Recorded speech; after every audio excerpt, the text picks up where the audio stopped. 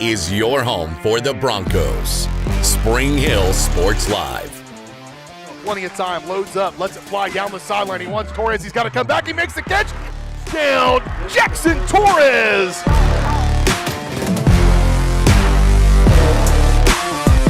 There's a chance for Spring Hill. Back set, kill for Serpan. A nice touch there, looking for Rainforth, and he's able to find the back of the net. A first touch volley. The substituted freshman, Odell. Gano looking for the end zone. Touchdown, Broncos on a 3rd down and 4 from the 5. It's time for the Broncos on your home for Spring Hill High School athletics. Spring Hill Sports Live.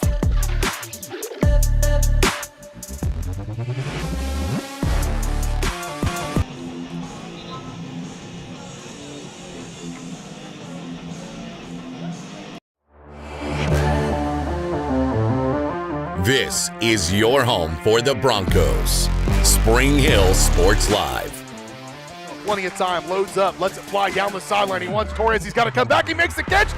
Down, Jackson Torres.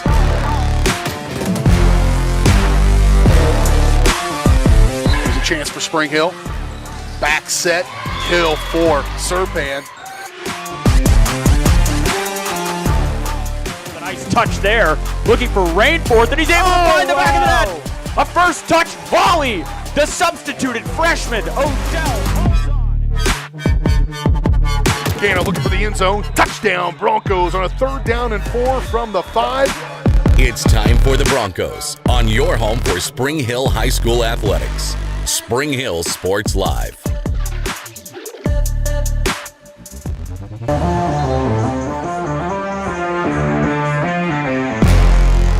And good Friday evening, ladies and gentlemen. Welcome to the weekend and welcome to week number 6 of the Kansas high school football season. Can you believe it? We're already here in week number 6. And your Broncos are 5-1 as they come in here to welcome in the Emporia Spartans. I went digging into the history books about as far back as I could find. And as far as I know, this might be the first matchup, should be the first matchup on the gridiron between the Broncos and the Spartans tonight. A non-conference matchup with Spring Hill coming to this one at 5-1, 4-1, 3-1 rather in the Frontier League, but this will not affect that Frontier League record. We'll see if the Broncos can keep that record into next week, which could be a big matchup with the Lewisburg Wildcats, but you've got to take care of the business in front of you here tonight, and that's the Emporia Spartans. Spartans coming in 0-6. They're struggling, but a big school that plays some pretty good talent, and we'll see if they've been tested enough to be able to give the Broncos a look here tonight. Pretty lopsided on the scoring side for Emporia, and so this should be a good outing for the Broncos, who are banged up a little bit up front, banged up a little bit in the back end, especially on the defensive side of the ball.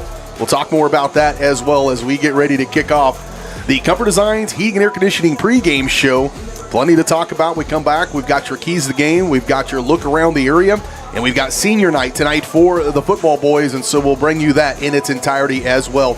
Here as we roll on through the Comfort Designs pregame show and Spring Hill Sports Live, presented by Strode Orthodontics, creating beautiful, healthy smiles. We kick off the pregame show next on Spring Hill Sports Live.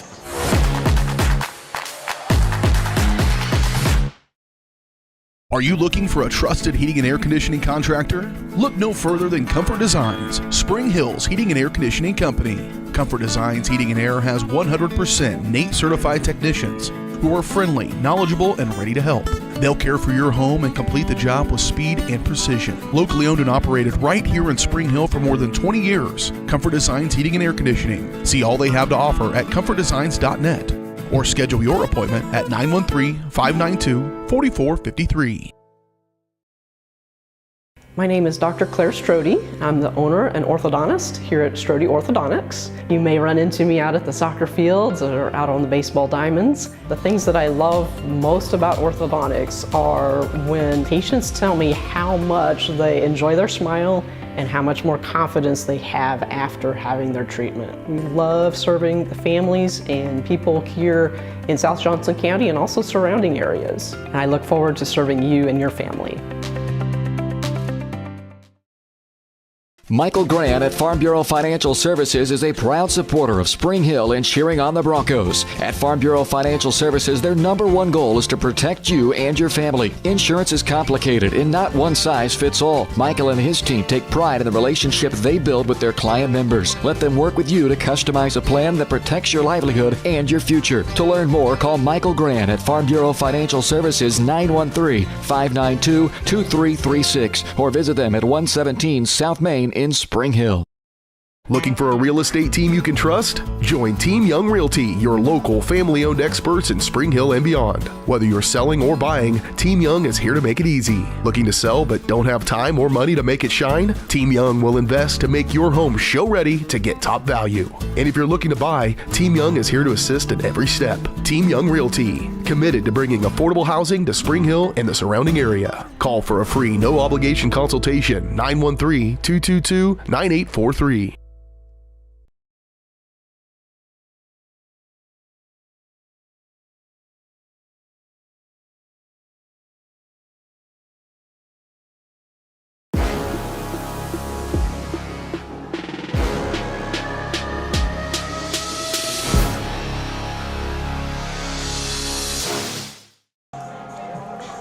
Back out here at the Shack in Spring Hill High School Activities Center. BJ Harris with you, alongside me, Matt Jones, Caden Carbajo, as we settle in for this one, the Spring Hill Broncos and the Emporia Spartans. The Broncos making their way here to the sidelines. You see that senior class walking over here to meet with their folks. They'll do all that festivities. Boys picking up some flowers as well to hand them on, and we'll bring that to you in just a moment. But the Broncos coming off a pretty good win last week over Paola. Matt will bring you in here just before we go through some of the numbers, but overall, Broncos showed up. Paola's a traditional team that has had the Broncos number over the years, but the Broncos have started to change that table a little bit and really dominated last week. Yeah, they did exactly what they needed to do against Paola, and just they needed a big victory like that. We haven't had a blowout like that since we played Bonner Springs to open the season. We had a lot of close games, so the Broncos did exactly what they were supposed to do, come out and dominate the line of scrimmage in the rest of the game. And they did it on the ground. A big night rushing for Patrick Stump, 23 carries, 211 yards, and 4 touchdowns. And there's lots to talk about that game. It's from the ground game. And in fact, almost 3 guys over 100 yards rushing in that game between Dodson, Kochever, and Stumpf, all near 100 yards. Kochever had 93 yards on 8 carries and 2 touchdowns for the Broncos. So we'll roll across those numbers a little bit more and dive more into this win over the Paola Panthers. But you've got to believe that it gives you that spark. When you beat a team that's a rival, you beat a team that's a conference rival, and beat them that soundly after all the years it probably happened the other way, it's got to give you a little bit of boost going here against Emporia. Oh, for sure. There's been a lot bigger blowouts with Paola in charge, so I remember some old games where they'd score into the 60s, so it was good. They came out, dominated everything, and we're looking to bump the classification up a little bit. A fellow 5A team, so we'll see what Emporia has to offer tonight. Yeah, we'll break down Emporia a little bit more. I mentioned in the open that they've struggled a little bit as far as scoring. In fact, their average score right now is 50-12, and so their average offensive output's about 12, and they're giving up 50 points a game. And so, but they played some really good competition. Washburn Rural, they'll play Junction City coming up next week. They played Manhattan, and so the competition level. How do you parse that a little bit against what maybe the Frontier League? It's pretty competitive, but pretty even right now. Nobody's real high, maybe Lewisburg, but how do you parse that when you see the competition and decide whether or not Emporia is maybe just a little bit better than you maybe expect because of who they played? Well, the Centennial League is one of the top 6A leagues in the state of Kansas, and like you said, that Manhattan, Junction City, Hayden High, they're also very, very good. So it's a competitive conference, but still, Emporia has struggled. So they're probably thinking, we can come up here and we've got a non-Centennial League team that maybe we can sneak out and get a W tonight. Well, we'll see here in just a little bit on Spring Hill Sports Live, presented by Strode Orthodontics, creating beautiful, healthy smiles. Dr. Claire Strode and the staff at Strode Orthodontics is experienced, highly trained orthodontic specialists. We've got decades of combined experience in locations Spring Hill, Olathe, and Overland Park. Learn more at StrodeOrtho.com. We'll turn it over to the PA announcer. Get your senior night festivities here from Spring Hill. The Broncos getting ready to take on Emporia. More on the Comfort Designs pregame show when we come back from our senior night activities. In addition to her athletic accomplishments, she is an honor roll student and has been in the madrigal choir for 3 years. After graduation, Taisha plans to attend college to pursue a career in nursing. She is joined tonight by her father, Francique Charles. Taisha Charles. Ellie Ruffin. This is Ellie's first year as a manager of the football team. She has played softball for all 4 years of high school and has also participated in wrestling for 3 years. Ellie has been involved in FCA leadership for 4 years and is a member of NHS, PALS, and Links, as well as the Volunteer Club. She is committed to playing softball at Baker University, where she will study secondary education with an emphasis in history. Ellie is accompanied tonight by her parents, Jason and Alyssa Ruffin. Ellie Ruffin. Alejandro Garcia, son of Adiel and Celia Garcia, has been filming for the Spring Hill football team all 4 years. He was also a member of the football team his freshman year and is a 4-year member of the boys tennis team. In addition to participating in sports, Alejandro is involved in various extracurricular activities. He is an honor roll student, a member of the debate team, and a member of the Scholars Bowl team. He was also sponsored by the school to attend Boys State, where he became Speaker of the House and was selected to represent the state of Kansas as a senator at Boys Nation. After high school, Alejandro plans on pursuing nursing at the University of Pennsylvania. Alejandro Garcia. Josh Spavatsky. Josh played football during his freshman and sophomore years, managed the team in his junior year, and is filming his senior year. He has also been involved in powerlifting at high school. Josh plans to pursue a bachelor's degree in economics with a minor in computer science at Kansas State University. He is joined tonight by his parents, Matthew and Katarzyna Spavatsky. Josh Spavatsky.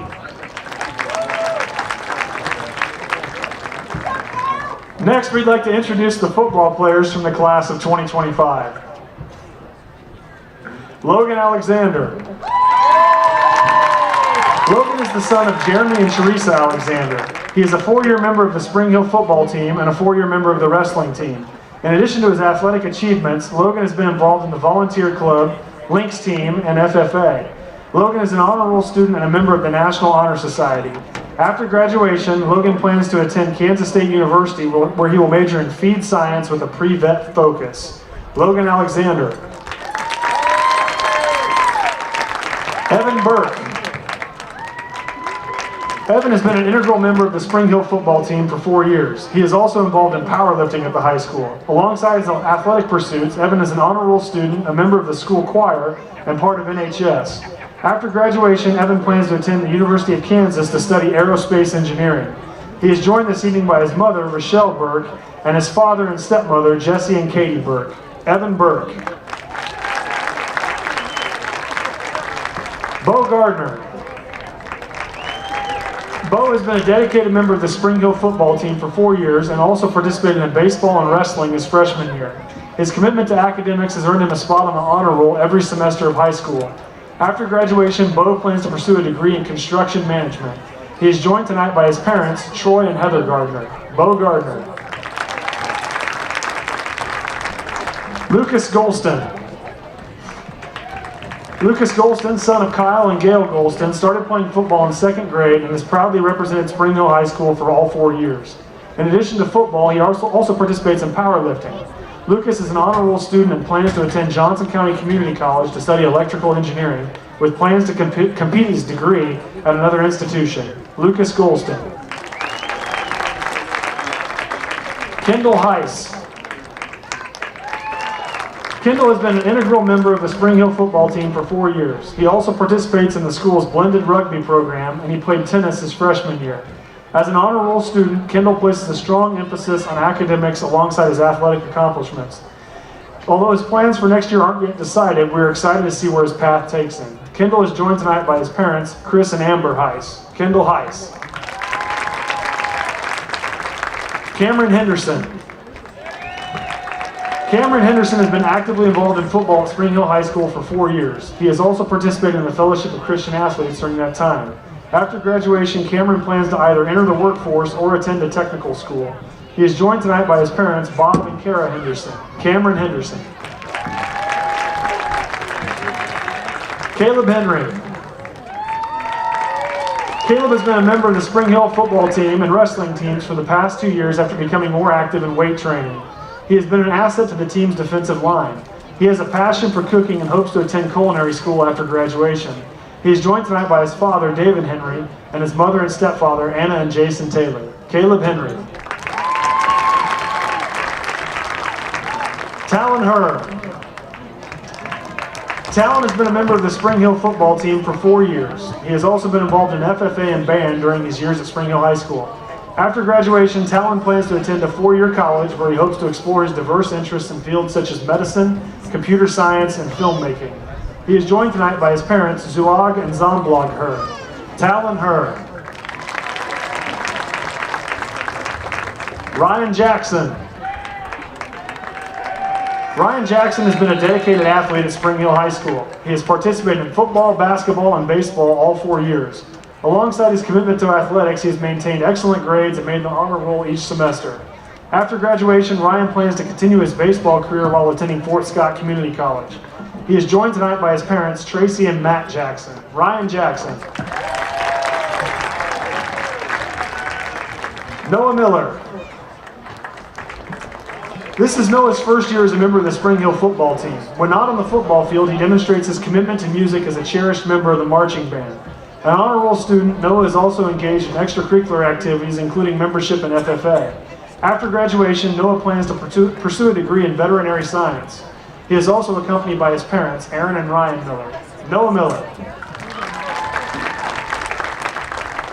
Cade Myers. Cade has been a member of the Spring Hill football program all 4 years. He has been a great contributor to the team's defense. After graduation, Cade plans to attend Headlines Barber Academy to further his education in barbering. He is joined tonight by his proud mom, Katie Myers. Cade Myers. Keaton Pachinka. This is Keaton's first year as a member of Spring Hill's football team. He has enjoyed taking on a new challenge. Keaton has spent 4 years in the band developing his musical skills and teamwork. In addition to his musical and athletic pursuits, Keaton is involved in 4-H, where he fosters a strong sense of community and leadership. Looking ahead, Keaton plans to attend Kansas State University, where he will study political science and history. He is joined tonight by his parents, Jessica and Alex Pachinka. Keaton Pachinka. Harrison Rivers. Harrison has been a member of the Spring Hill football team for 3 years. Before that, he spent a season running with the cross-country team. An honor roll student, Harrison successfully balances his grades with his time playing sports. After graduation, he plans to attend a trade school before starting his career. Harrison is joined tonight by his mom, Jessica Rivers, and his dad, Jared Rivers. Harrison Rivers. Carson Royal. Carson has been a member of the Spring Hill football team for 4 years. His leadership on the defensive line has been invaluable to the team. Carson was on the school's baseball team for 2 years and has spent a season wrestling for the Broncos as well. After graduation, he plans to attend Hutchinson Fire Academy to become a firefighter. He is accompanied tonight by his mom, Sarah Royal, and his dad, McCrae Royal. Carson Royal. Cohen Shuckman. Cohen has been a valuable member of the Spring Hill football team for 4 years. He has also been a member of the track and field team for 3 years and the wrestling team for 2 years. After graduation, Cohen plans to attend trade school. He is joined tonight by his parents, Clint and Carrie Shuckman. Cohen Shuckman. Blaine Summer. Blaine has been a dedicated member of the Spring Hill football team for 4 years. In addition to football, he played baseball for 2 years and wrestled for 1 season, diversifying his athletic experience. After graduation, Blaine plans to join the union to pursue a career as a heavy equipment operator. He is accompanied tonight by his supportive parents, Haley and Brandon Summer. Blaine Summer. Trey Stevens. Trace decided to try something new this year, as this is his first year as a member of the football team. We are glad that he did, as he has been a great addition to the team. His primary position this season has been offensive line, and he has brought energy and enthusiasm to that role. After graduation, Trace plans to join the Air Force in hopes of becoming a firefighter. He is joined tonight by his father, Richard Stevens, and his mom, Ashley Jerkovich. Trace Stevens. Patrick Stumpf. Patrick has been a member of the Spring Hill football team for 4 years. In addition to football, he participated in track for 2 years and wrestled for 1 season. He has successfully balanced athletics and academics, earning him a spot on the honor roll every semester. After graduation, Patrick plans to pursue a degree in business with the goal of entering the trades and eventually starting his own company. He is joined tonight by his parents, Stacy and Patrick Stumpf. Patrick Stumpf. Jackson Torres. Jackson has been a member of the Spring Hill football team all 4 years. He has also been a member of the track and field team for 4 years and the basketball team for 1 year. Jackson excels on and off the field as he has consistently earned a spot on the honor roll every semester. After graduation, Jackson plans to attend Kansas State University to study chemical engineering. He is joined tonight by his parents, Don and Melissa Torres. Jackson Torres.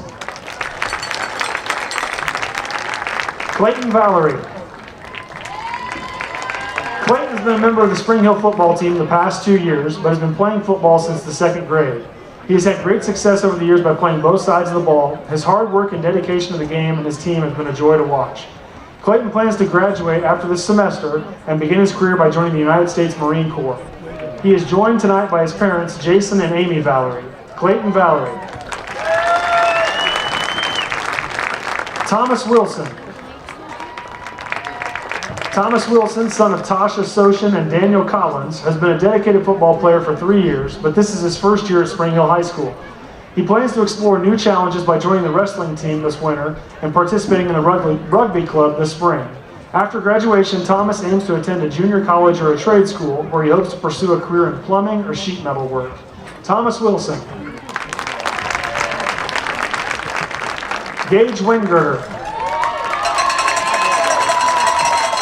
Gage has been a member of the Spring Hill football team for 4 years. In addition to football, he has been actively involved in wrestling, FFA, and rugby all 4 years.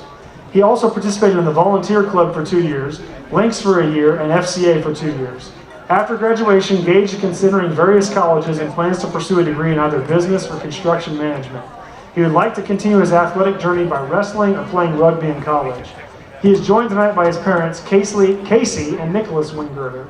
Gage Wingirter. Congratulations. There you go. Congratulations to the senior class of 2025. Lots of accomplishments forthcoming for that group of kiddos right there as we recognize them tonight here on Football and Fall Senior Night. We'll step away, take a quick break. We'll come back with more of the Cover Designs pregame show. We've still got your keys to the game, starting lineups, opening kickoff here from Spring Hill. It's the Broncos and Spartans tonight on Spring Hill Sports Live.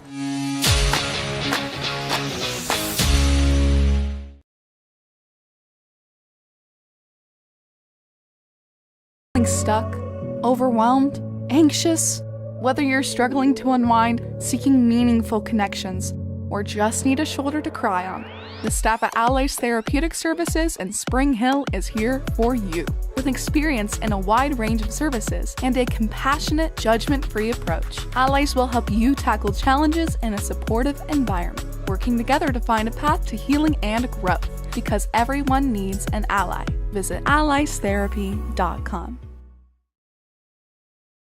Hi, I'm Katie Casey, and I'm honored to be a third-generation realtor in our Crown Realty family. My dad and grandparents started Crown Realty in 1973, and since then we have grown to become one of the largest brokerages in the Midwest. We now have 8 office locations and over 150 agents covering about 20 counties across Kansas and Missouri. Reach out to us today to experience the Crown Realty difference, where we are committed to treating our agents like family and our clients like royalty. For 50 years, Elliott Group has been your local insurance partner. With 5 convenient locations, Elliott Group is big enough to offer the best carriers, but small enough to know your name and your insurance needs. Elliott Group is more than just insurance. They're a part of each community they serve, with a wide variety of insurance solutions to help your unique challenges. Elliott Group, where they're there for you today and for years to come. Visit them at any of their 5 locations or at ElliottInsuranceGroup.com. A message from the Sonic Department of Research and Deliciousment. They say you can't put a price on fun, but at Sonic, fun is exactly $1.99 for your favorites like the quarter-pound double cheeseburger. So take that, they. The Fun 99 menu, always $1.99 each. A message from the Sonic Department of Research and Deliciousment. Did you know your new favorite burger has hand-smashed patties made to order, hot and melty cheese, and a tangy sauce? How rude of me. let me introduce you. The all-new Sonic Smasher. Live free, eat Sonic.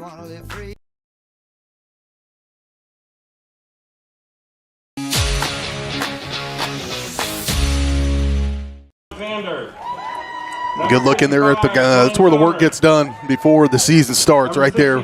Great weight facility there for Spring Hill High School. We're in the midst of the Comfort Designs Heating and Air Conditioning pregame show. Comfort Designs is Spring Hill's heating and air conditioning company, locally owned and operated for more than 20 years. Comfort Design is here to help you. Learn more at comfortdesigns.net or call 913-592-4453. The Broncos and the Spartans. Broncos trying to bounce back, or not bounce back, trying to roll on from a big win over Paola last week in a game where Birdwell jumped out and had the lead early on. Take a look at some of those offensive stats, and the Broncos are just racked up the rushing yards, 455 yards of total offense. You see Patrick Stumps. I didn't update his numbers. That's there was one change on my graphics there. I did remove Jordan Miller's numbers for the game. He had not a bad effort all in out, 6 of 8 for 30 yards and an interception, but Patrick Stump had 23 carries for 211 yards and 4 touchdowns. Hank Kachaver, he had 23 carries. No, those are actually oh, man, I completely botched that. Let's take a look at the defensive stats. How about that? We'll just bail on our offensive stats. And a good game. Bo Gardner continues to rack it up. Leading tackler on this team with 47 tackles on the year. He had 10 last week against Paola.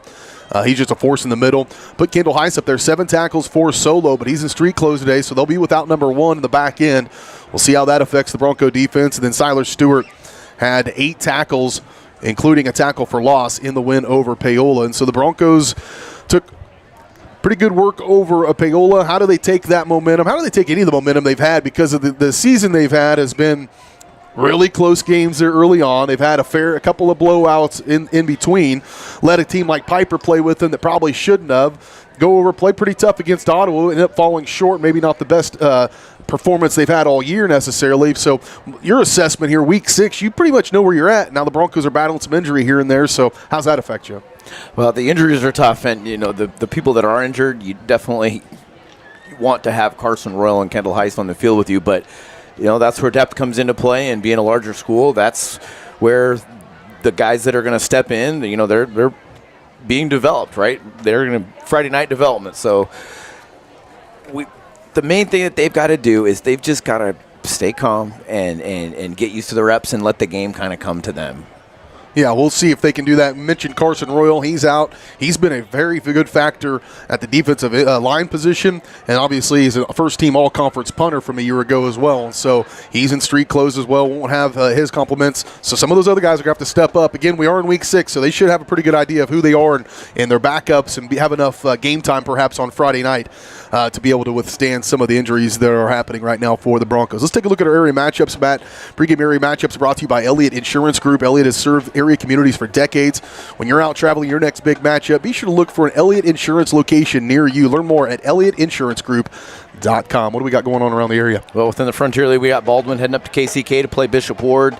Paola heading up to Bonner Springs, Tonganoxie at Eudora. Obviously, the Frontier League game of the week. We've got Lewisburg at Ottawa. That should be a really good game. We'll be keeping an eye on that one. In an area matchup, Blue Valley West playing Blue Valley. Blue Valley is currently number 3 in Class 5A, and both Blue Valley and Spring Hill have kind of been jostling for position. They both have 1 loss on the season, so we'll keep an eye on that, because it doesn't matter if your losses are in 4A, 5A, or 6A. It's your total record. They don't differentiate what class you lost to, so we're keeping an eye on that. And this is the time of year where we're jockeying for playoff positioning. Pretty sure that I don't think we have any of our network schools playing each other. So there's 8 full games going on right now at VarsitySportsLive.com. 8 games across eastern Kansas, and 6 of those here in the Frontier League, 2 of them down in southeast Kansas. If you love high school football, and the guys will be out there and about bringing that action to you. VarsitySportsLive.com. You can keep up with all of our games right there. Getting ready for the national anthem. We'll bring that to you in its entirety. Take another break. Get you ready for your keys to the game, starting lineups, opening kickoff. Coming up in just a moment. Here's a national anthem from the Bronco Marching Band.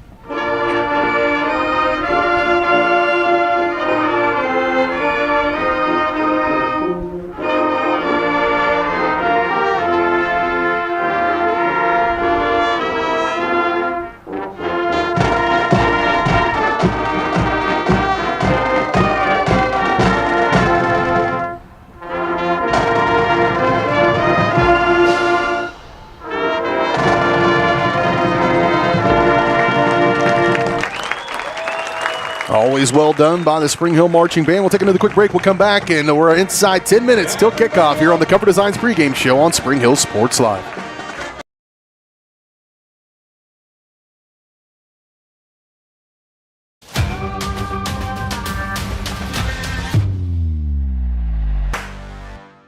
Happy birthday!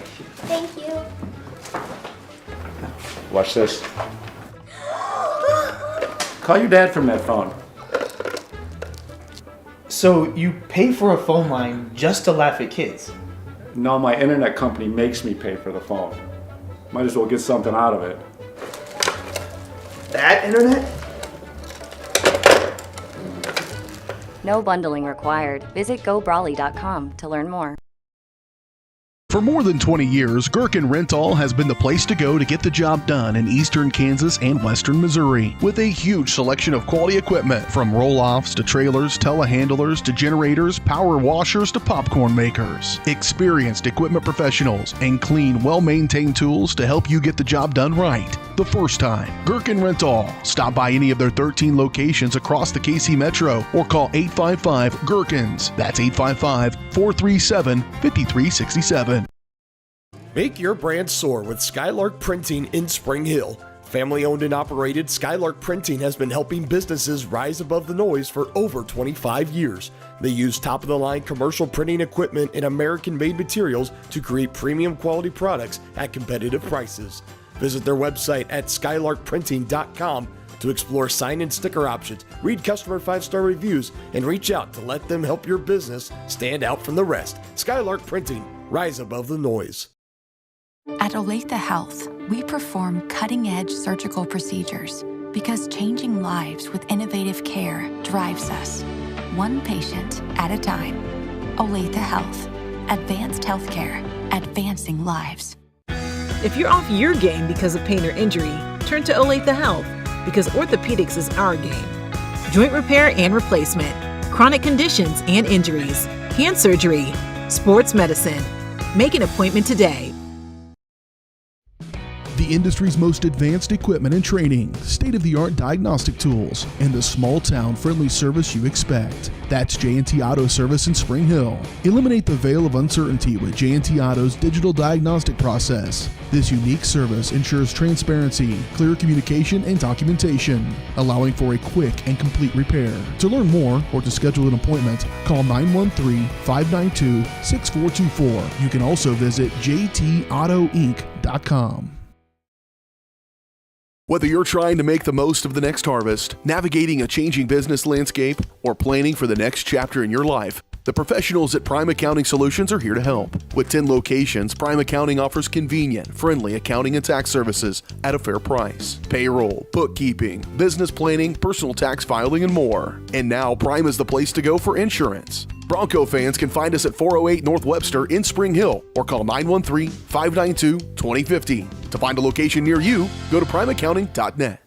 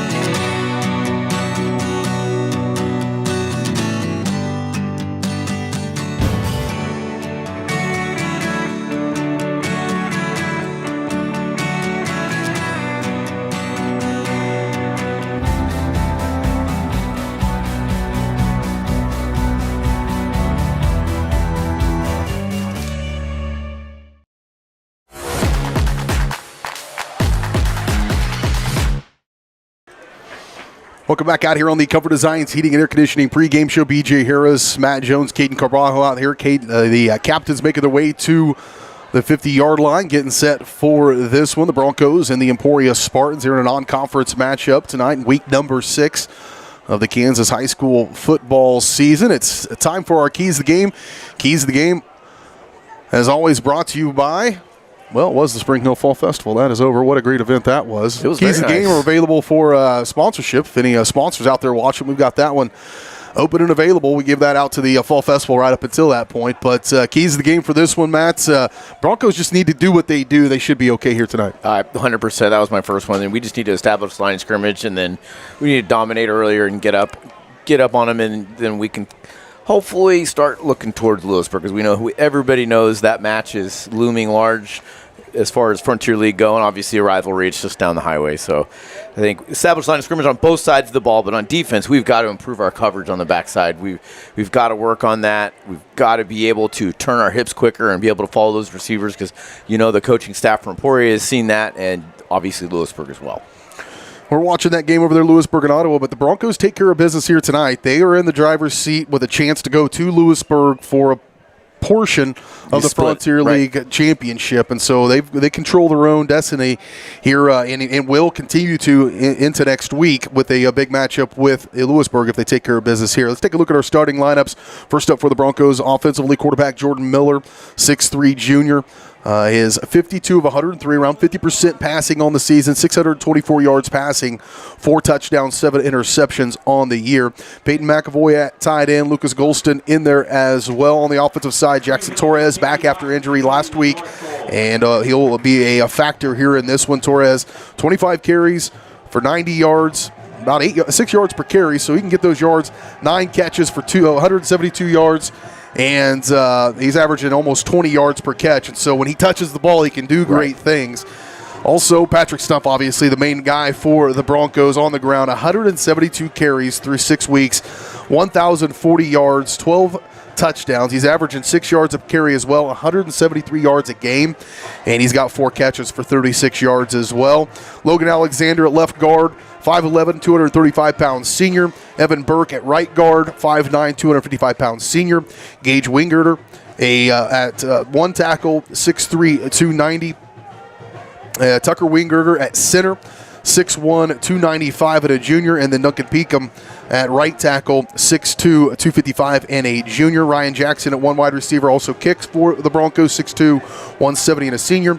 And Corey Kirkner at a wide receiver, 6'3", 170 and a sophomore. Broncos are taking the field just a little bit away from kickoff here in this one. Like we mentioned, we'll be back in action coming up next week at Lewisburg. Be sure to put that one on your calendar.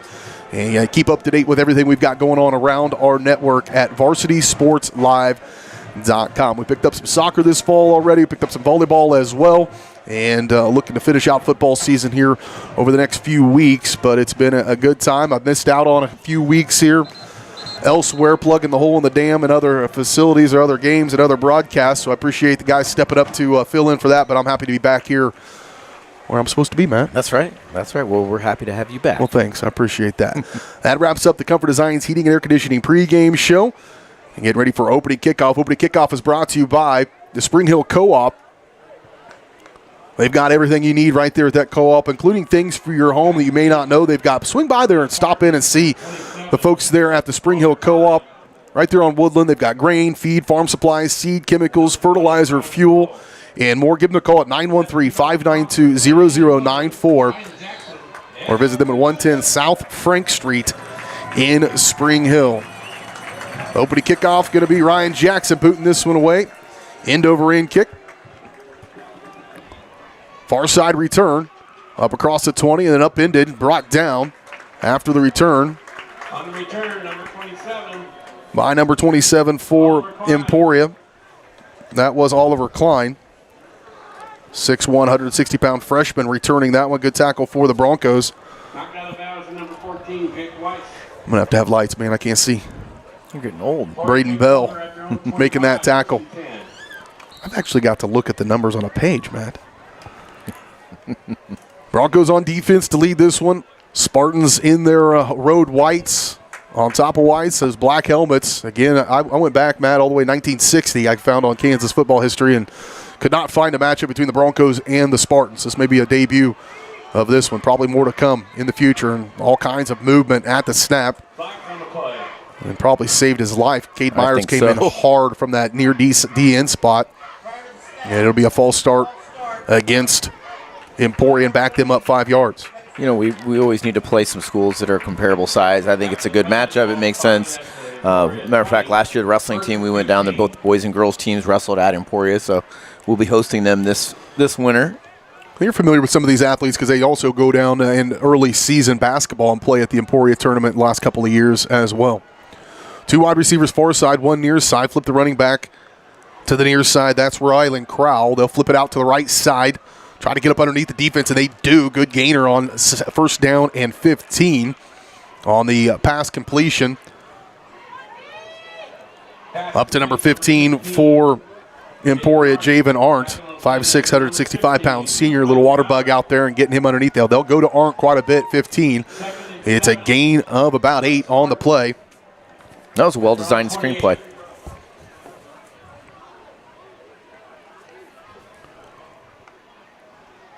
Turn, handoff, far side.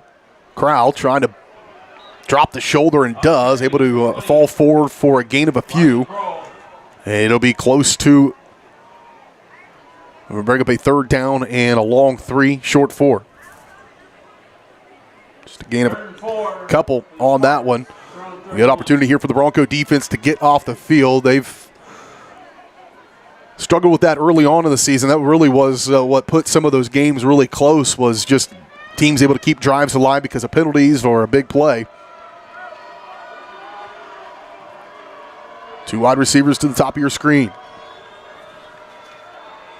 Handoff, Crowell, nothing doing. A little bit of a slow delivery to get in his hands, still being brought down. I thought there's a cowbell out there. That got me. It seemed like his forward progress had stopped. I'm kind of surprised that the whistle wasn't blown, but good effort by the running back to keep going. And he's going to have the first down, just barely able to get it across the 35-yard line.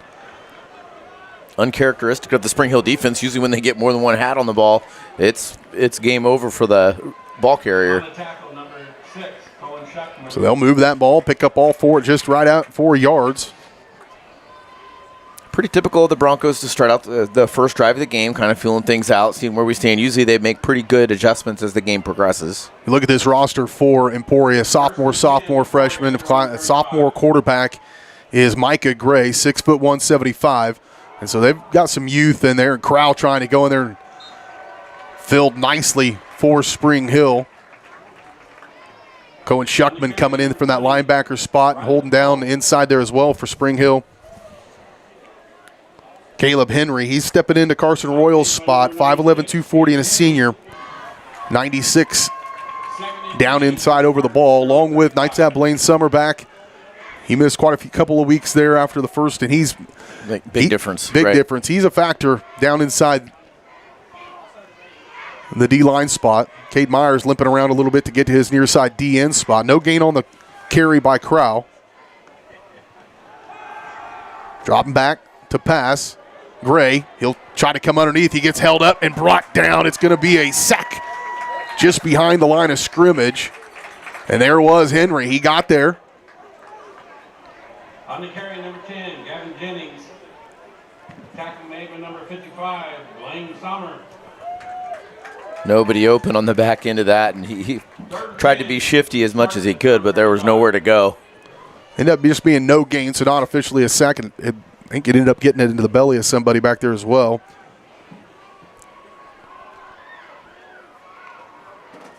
But a 3rd down and 10 now from the 35-yard line for Emporia. Wing to the near side, wide receiver near side. They'll flip that wing from left to right. That's Madden Seidel. Throw it over near side and just airmailed it for Crowell. Incomplete. And you could tell they had the screen call on, and it just defensive lineman flying in there, threw it right over him, but he just really, the receiver was covered and really nowhere to go with it. So 1 first down picked up on the drive for Emporia, but they will be forced to punt most likely.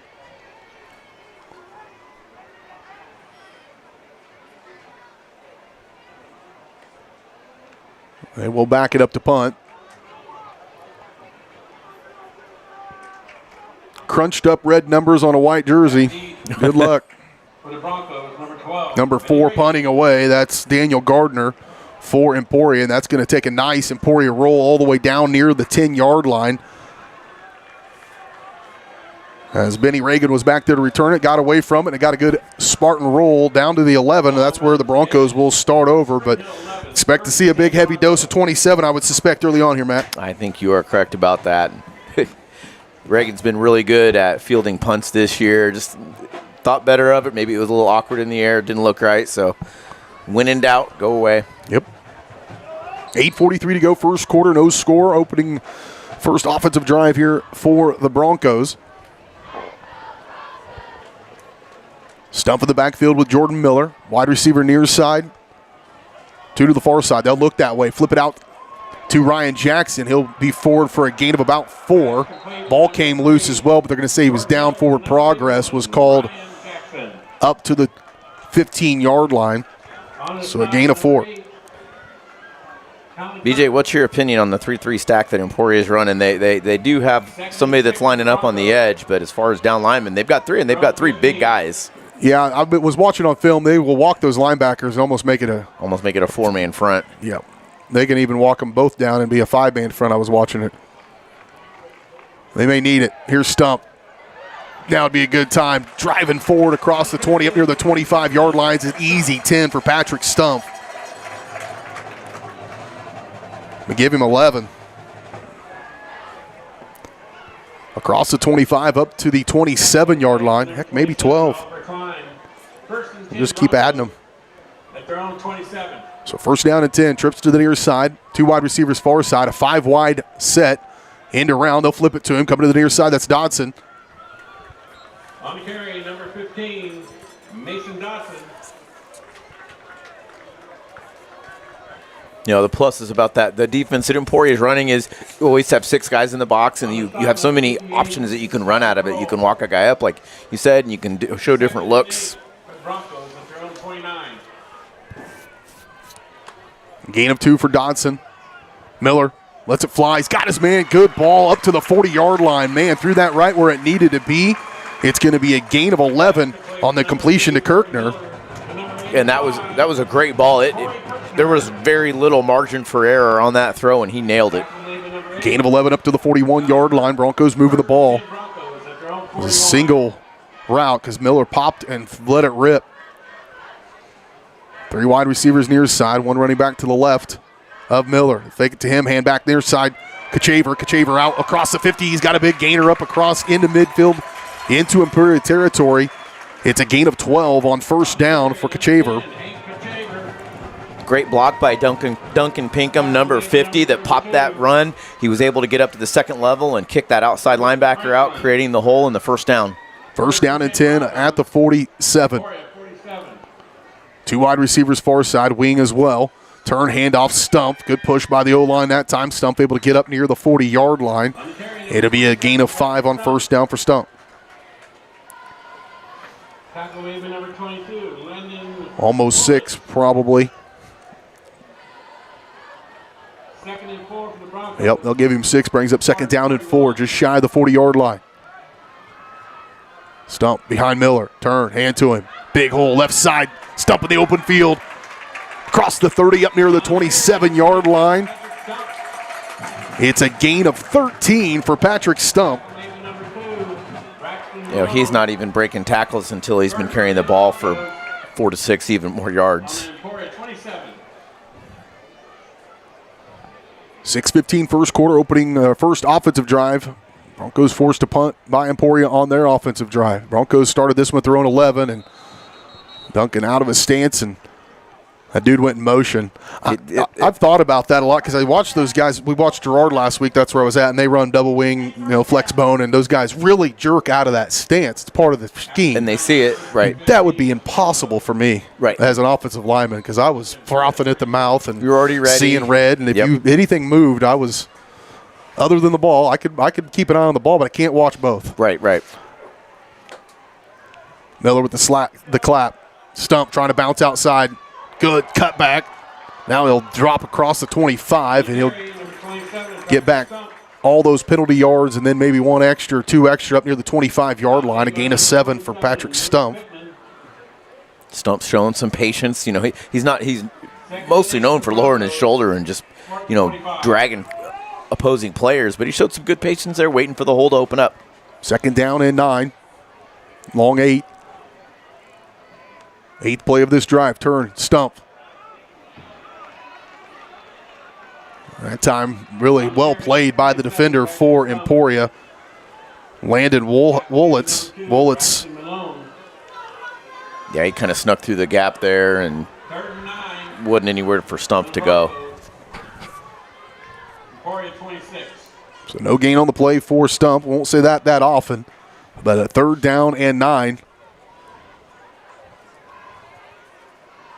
for Spring Hill. Miller.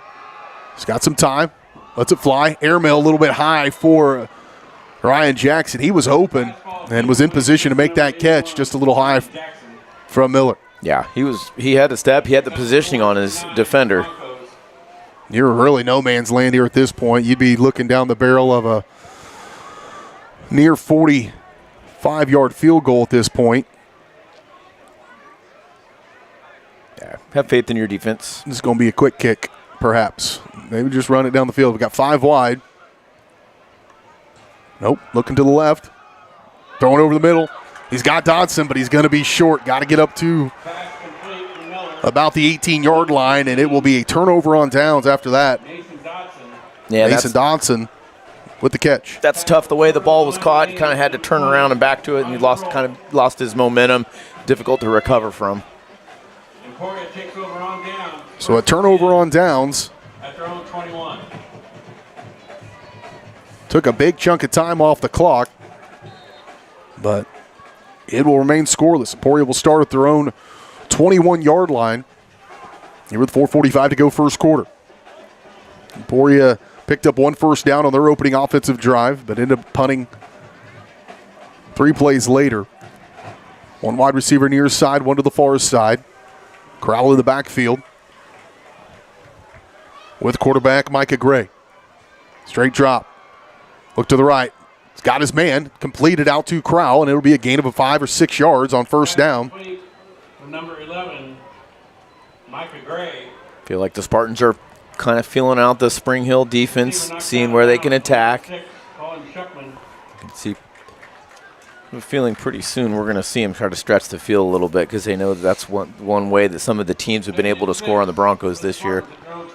Gain of 5 on the completion to Crowell. Brings up 2nd down and 5. Stops the clock as the ball went out of bounds with 4:40 to go first quarter. 2 wide receivers to the far side. They've got a pair of pretty good-looking tight ends, does Emporia. And Owen Ruge, 6'2", 185 senior. He'll flip it out to the far side, completed up to Javin Arndt. And he's going to be close to a first down. I think he'll be just a little bit short. A gain of about 3 on the completion to Arndt. Brings up 3rd down and 2. 3rd and 2 for the Spartans at their own 29. They're thinking about it. So, real good crowd on hand. They are oddly quiet. Whether my crowd mic was up loud enough or they're just being polite, I don't know. How do you describe it down there? I have to phone a friend down there on the cheer sideline and to get tell her to get them hyped up. Handoff Crowell. Coming in hard was Shuckman. He was in a little too late, but the D-line was staying home to do their job. And well played as Valerie came flying down as well. Clayton Valerie, second leading tackler, just 1 tackle behind Bo Gardner from that safety spot. Valerie, a very valuable piece of this Bronco defense. That was the last game I had, was that interception down there to end it. That's right. A few weeks ago. That was an exciting game. 4th down. They're going to go for it here. Handoff. Close. He's got the first down. Just dives across on the play by Crowell. That took some guts. Excuse me, number 20. But haven't won any games this year. Haven't had any close games this year. Go for it.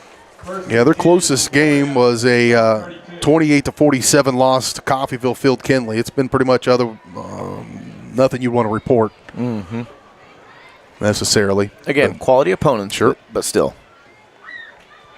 And in high school football, when the game gets away from you, it tends to snowball. They've held their own here in the first quarter of this one so far. Able to pick up their second first down of the game. Gray calls for it. Turn, handoff. Nothing doing. All over it are the Broncos. Just not much of a push. And watching film, your first thing that jumps out to you, Henry having a heck of a ball game down in there filling in for Carson Royal. And the first thing that jumps out to you, they got some size. They sure do. Certainly not undersized any position, but lacking a little bit of cohesion on the offensive line to be able to get off the ball at the same time and drive things forward, and Broncos maybe will take advantage of that. And that's our strength, running right up in the middle. So Gray, throw underneath. He's got his tight end all over it, Valerie. Clayton Valerie, there is a penalty flag in the backfield as well. Sommer. Late hit. It may be a hold. We'll see what they end up doing. He was the only guy back there was Blaine Sommer. Number 16, Clayton Valerie. Valerie closed in a hurry on that one. Is going to be holding against Emporia. Pass completed to Seidel. There is a flag on the play. He did a good job just holding on to that ball, having Valerie closing in on him like that. So that'll back him up. Definitely push them back from that spot because it's a spot foul as well. So that'll be from the 25. So it'll be a second down and 27. A lot. 22. Yeah. Second down and 22. Math. Math's hard. So Emporia going the wrong direction on this drive, approaching the 2-minute mark of the first quarter. Two wide receivers far side, one man in a wing to that far side as well. Corral to the right of Gray. Roll right, looking right. Pressure starts to come, throws it underneath. He's got his man, and he is incomplete. Valerie, 82, is going to be tired of 16 by the time this one's over with because he found him in the exact same position on the other side of the field. He was ready. That falls incomplete, brings up third down and 22.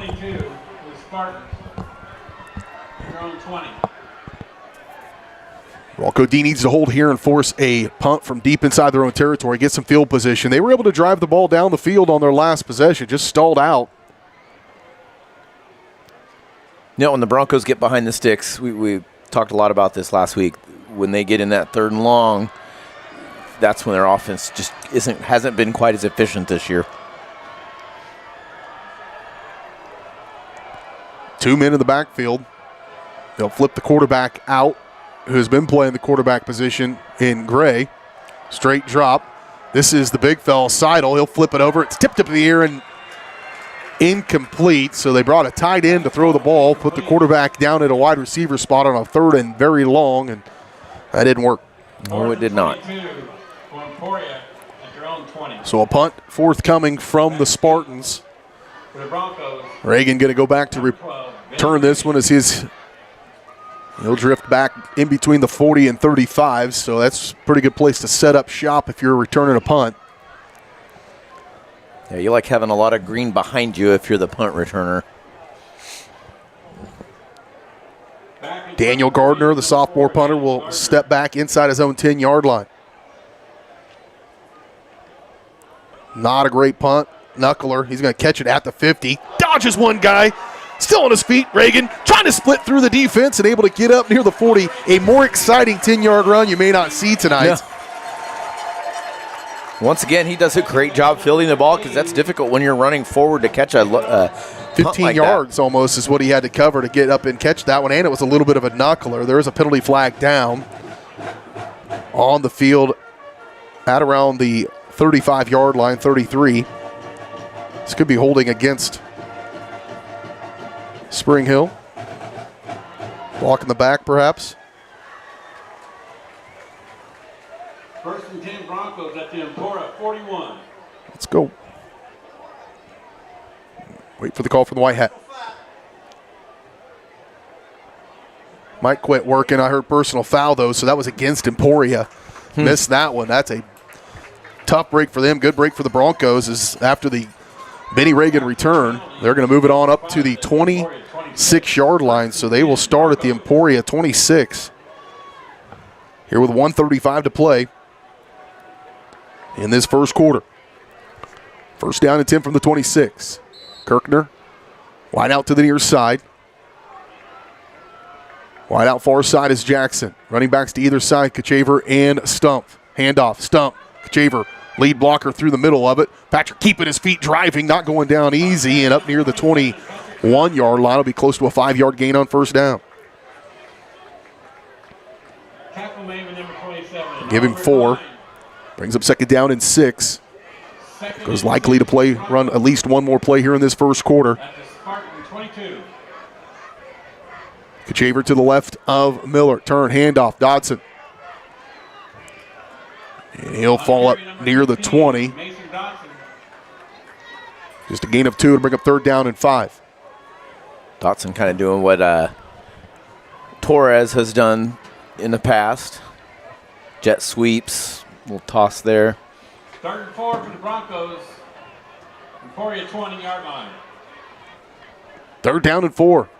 Handoff, Stump's got the first down and more. Patrick Stump looking for the end zone. Touchdown, Broncos.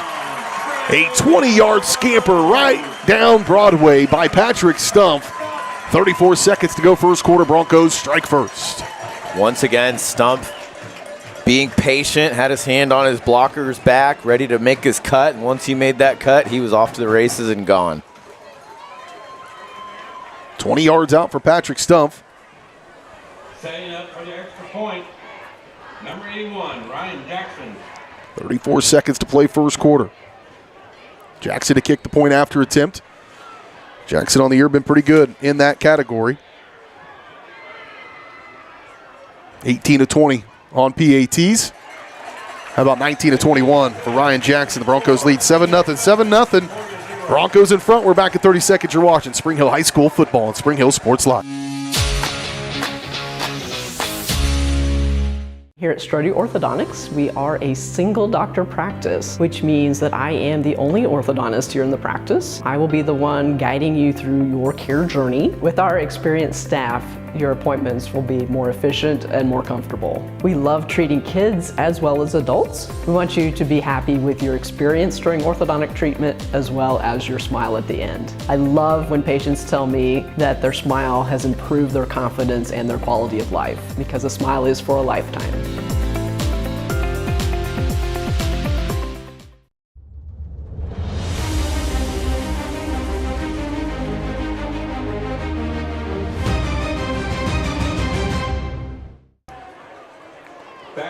Halloween just around the corner. A little spooky moon there looking over Spring Hill High School Activities Center. Nice job, Caden Carbajo on camera.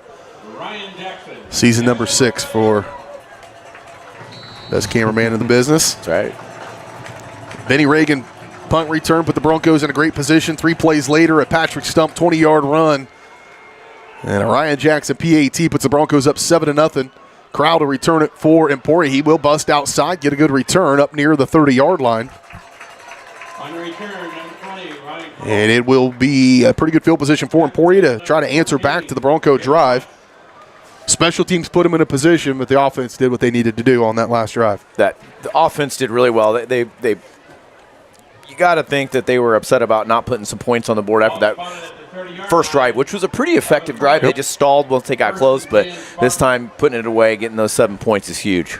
26 seconds remaining here in this first quarter. This could be the final play of the quarter. One wide receiver near side, that's Daniel Gardner. 2 to the far side. Gray, flip a man out of the backfield. Pressure coming, Sommer all over it. Good coverage as well on the far side by Reagan. He has blanketed that receiver. That was well played ball involved. Incomplete pass will stop the clock. Yeah, once again, trying that screenplay, but the Broncos sniffed it out once again. That's kind of been their offense so far. Brody Telfer, 45 in the backfield that time. We'll go 5 wide. 4 wide with a wing here to the near side. Gray. Low snap. Pressure coming. Lets it fly. He is stroked by Sommer. Maybe Blaine real close on that one. Yeah. But it'll be a third down. My eyes followed the receiver and saw the ball go out of bounds. I saw him coming, so I kept my eyes on him because I was waiting to see what happened. But he was able to get there and disrupt that just a little bit. 3rd down and 10. Clock stops again. They're going to be throwing here. That'll be an incomplete pass. They may have gotten the ball back with 26 seconds and have to punt. Unless something good happens here. Crowell to the backfield. They'll hand it to him on the far side. He'll spin off one would-be tackler and up near the 35-yard line. That should be the final play of the first quarter. And some chirping and shenanigans coming up after that as well. And so they will stop the clock now with those 4 seconds because of the penalties. Sommer in the mix of that one a little bit. Maybe saw 2 flags come up. They may give an equal opportunity penalty here. Coach not very happy about that. As Blaine, if he's confused as to where the coach stands now, he knows. He knows.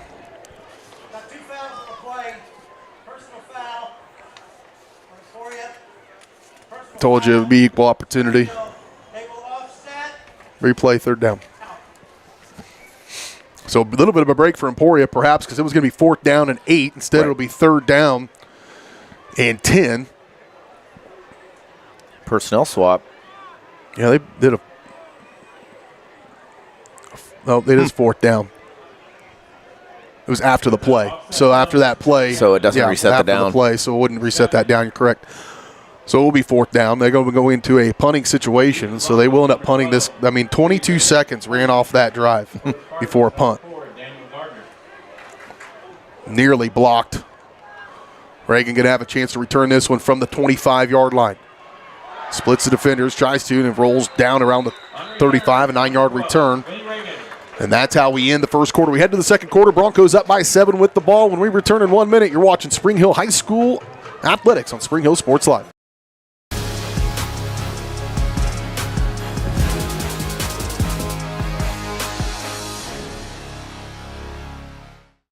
A message from the Sonic Department of Research and Deliciousment. They say you can't put a price on fun, but at Sonic, fun is exactly $1.99 for your favorites like the quarter-pound double cheeseburger. So take that, they.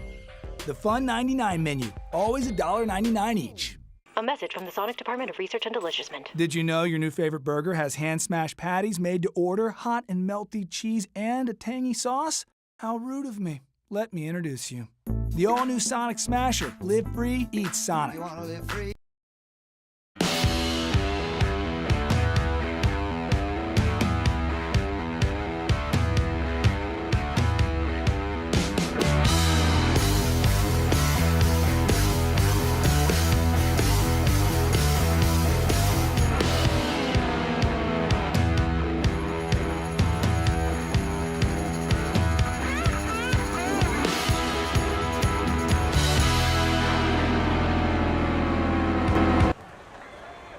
Quickly back out of that first quarter break, and the first play of the second drive, or third drive rather, for the Broncos. A handoff to Patrick Stumpf. He'll pick up 2 yards on the play. Curtis Kaiser to put that down marker down faster. Torres in motion. I'll hand it to him. Jackson on the far side. He is stroked. Lost his footing just a little bit. Big fella all over it for Emporia. Big number 72, Kobe Lee, 6'1", 250-pound senior. And Torres really didn't have anywhere to go had he not lost his footing, so maybe that's just best for him to go down. Lee penetrated through there pretty quickly. We're going to give him no gain on the play. It may have lost a little bit. But 3rd down and 8. Broncos need to pick up this first down and get another drive going. Scored on their last drive with a short field. Got a little bit longer to go this time. Miller lets it fly. Jackson slipped just a little bit as well out of that break. He was well covered as well. I think Miller, when he watches the film on that, he's going to want that one back. Torres was wide open. I think both coverage personnel went to Jackson and left Torres wide open. But, Miller was on the run a little bit. So 3 and out for the Broncos to start this second quarter. So they will kick it away. Broncos scored on a 20-yard Patrick Stump touchdown run just a moment ago. Broncos getting some personnel on late as well.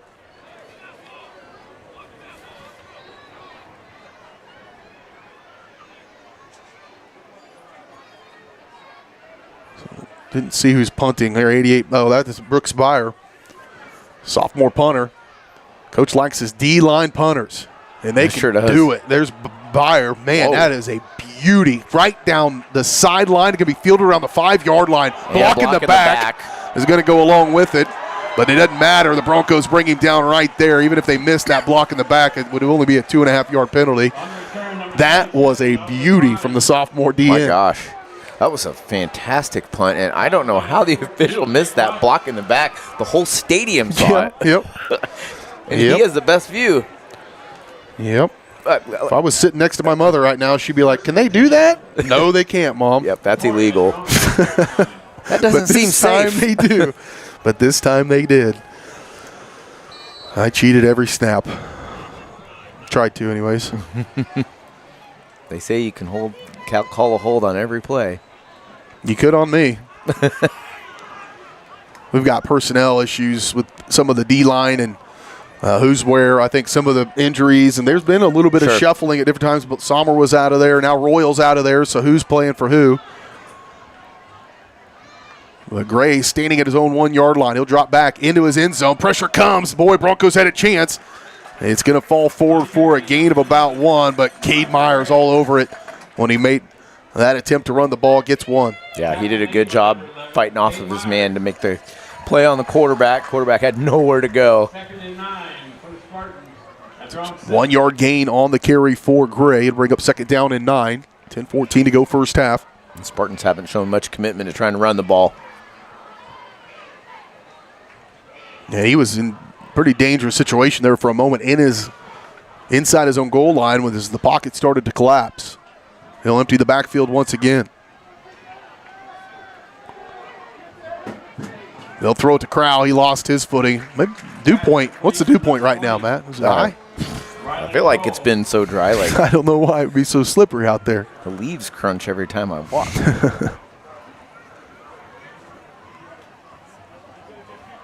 Apparently those crushed up recycled tires are creating some moisture. Show me a team that runs 5 wide inside their own 5 in the first half of a game. I'll show you a team that's probably struggling. Well, and that's some little slip screen that they keep going to, and it's about as effective as it's shown. 3rd down and 10. No gain so far on this drive as Gray will line up once again with his heels just outside of his goal line. He'll roll into it. Pressure coming. Lets it fly. Well out of bounds. Incomplete. 4th down. And there's a penalty flag going to come in here late. There's a flag on the play. Likely a hold. Probably a decline. Although some school thought would say back him up that half a distance, put him in a situation, go try to get a safety here. Worst case, they end up getting a 1st down. But there will be a holding penalty against Emporia.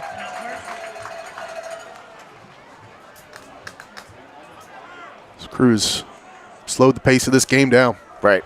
Just make the call. Let's go. Well, that and throwing the ball incomplete tends to take a little bit of extra time. They decline it, or still waiting to decide what to do with it. Yep. 4th down, they'll punt it.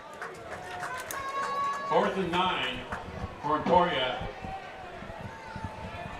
So punt inside their own goal line. 9:03 to play first half.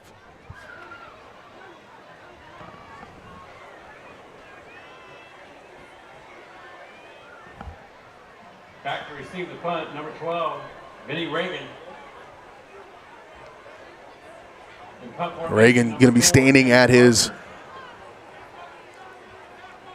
Emporia 45-yard line, so on the Emporia side of midfield. Gardner will punt it. This will take a roll, but it's going to be pretty good field position without a return as the Broncos will start at the Emporia 41 on their next drive. Falls down at the Emporia 41. So the 2nd straight drive for the Broncos, or 2 out of the last 3, they've started inside Emporia territory. They scored on their last one. They've had a much shorter field. Yeah, they had that penalty that aided the drive just to get it started.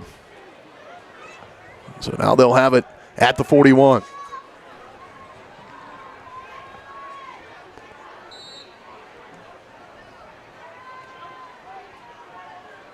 Ryan Jackson, a wide out to the far side.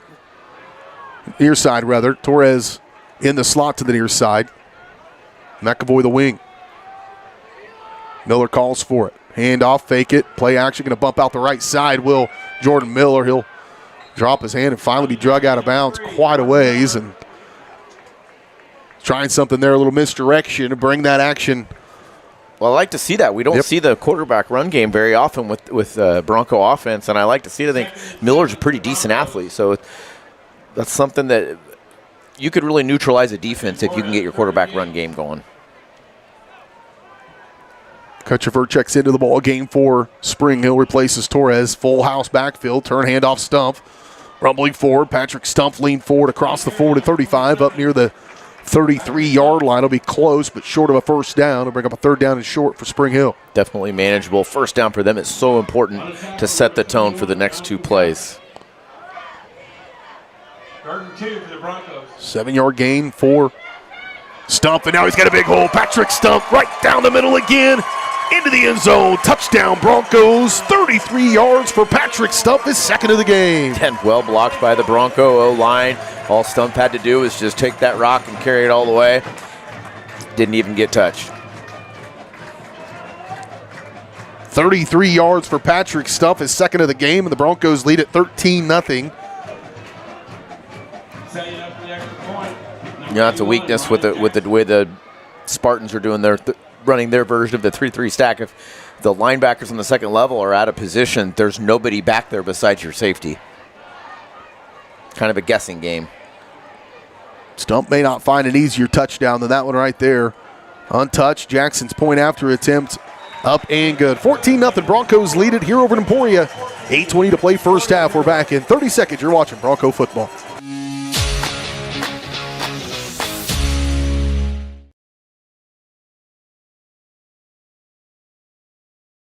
Casey, and I'm honored to be a third-generation realtor in our Crown Realty family. My dad and grandparents started Crown Realty in 1973, and since then we have grown to become one of the largest brokerages in the Midwest. We now have 8 office locations and over 150 agents covering about 20 counties across Kansas and Missouri. Reach out to us today to experience the Crown Realty difference, where we are committed to treating our agents like family and our clients like royalty.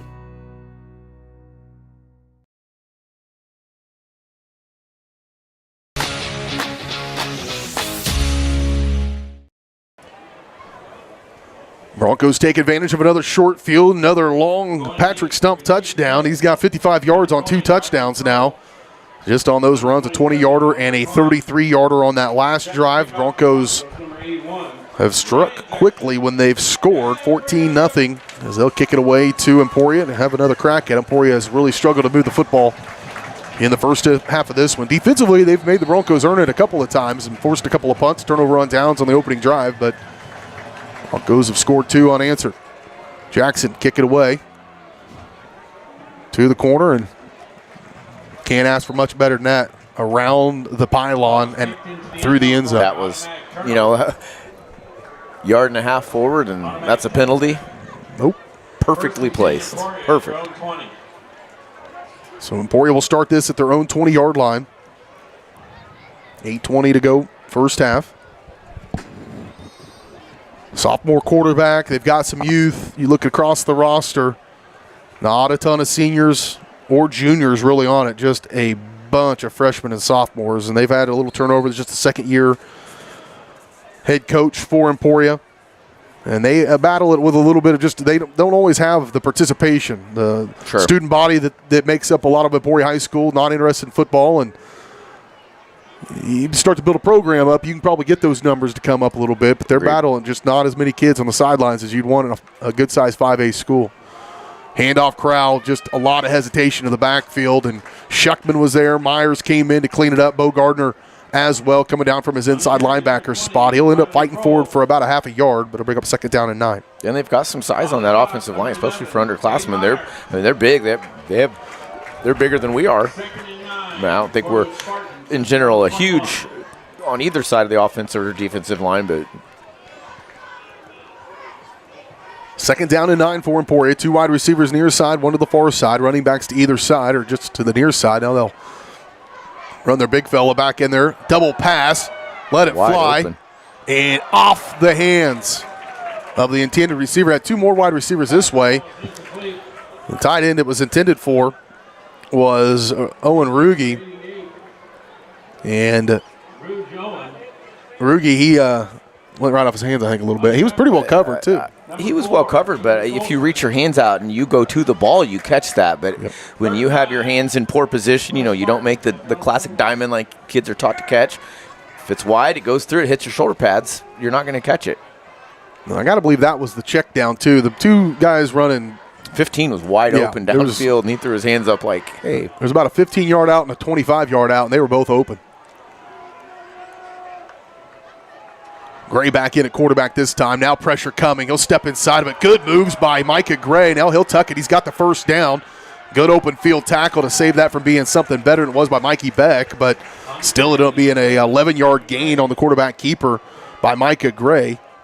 And probably their biggest offensive play of the game so far. There's no probably about it. The defensive end on that right side, he was inside trying to penetrate through his blocker to get to the quarterback, and that broke contain, and once the quarterback got to the outside, he was off. Nice little wiggle there from the sophomore quarterback. You can see where little experience under his belt. He's going to start to figure this out a little bit, and that's what you need in a program when you're struggling a little bit. You just need a guy to stick around and learn how to do it and get a little bit better. Ottawa right now is playing for a Frontier League championship, and they were real bad a few years ago. So you can make some changes pretty subtly, just building your program up, running back right up the middle of their corral. And another good gain there for them. Back-to-back good positive plays for Emporia. It's going to be a gain of 5 yards. Well, and sometimes just simplifying it and knowing it's okay to build on what you got and simplify it for what you have. And keep building. 5-yard, 6-yard gain for Crowell. 6:27 to play. 6:27 to play in the first half.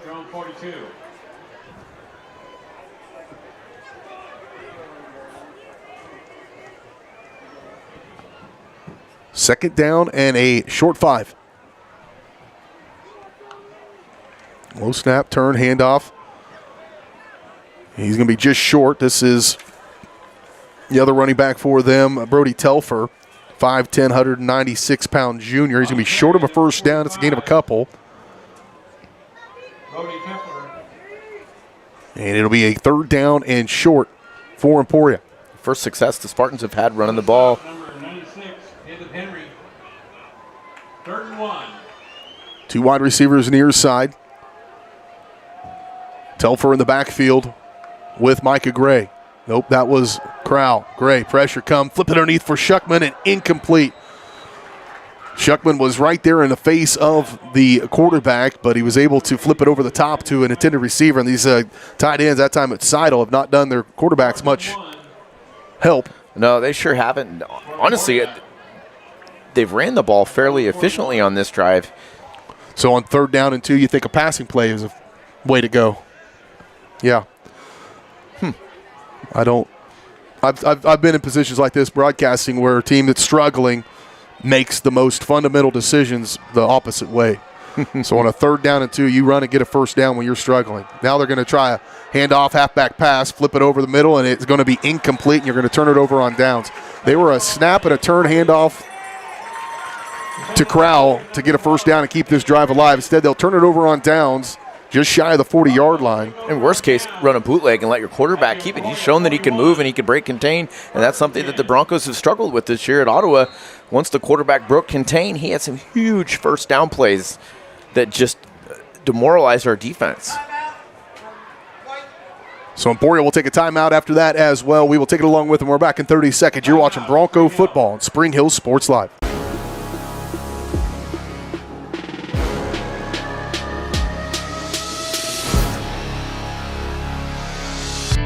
For 50 years, Elliott Group has been your local insurance partner. With 5 convenient locations, Elliott Group is big enough to offer the best carriers, but small enough to know your name and your insurance needs. Elliott Group is more than just insurance. They're a part of each community they serve, with a wide variety of insurance solutions to help your unique challenges. Elliott Group, where they're there for you today and for years to come. Visit them at any of their 5 locations or at ElliottInsuranceGroup.com.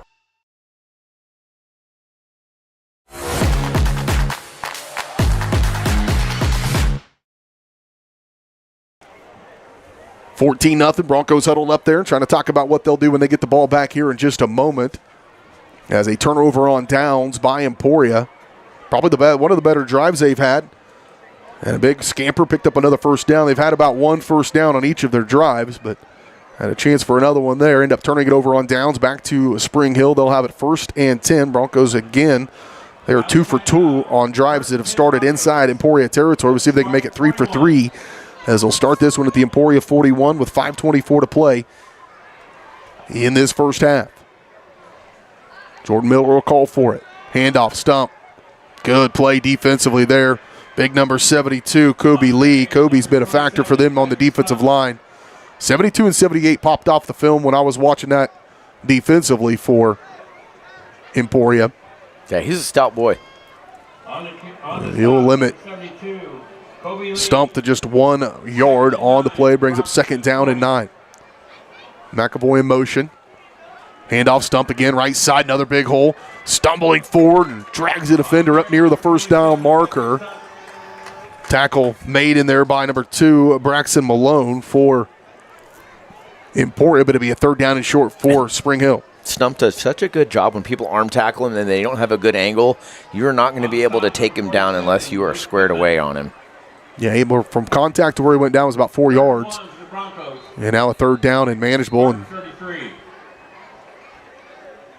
equipment issue. Somebody checking out of the game. I don't think he knows. Maybe a knee pad. Maybe Colthorpe for Spring Hill checks out.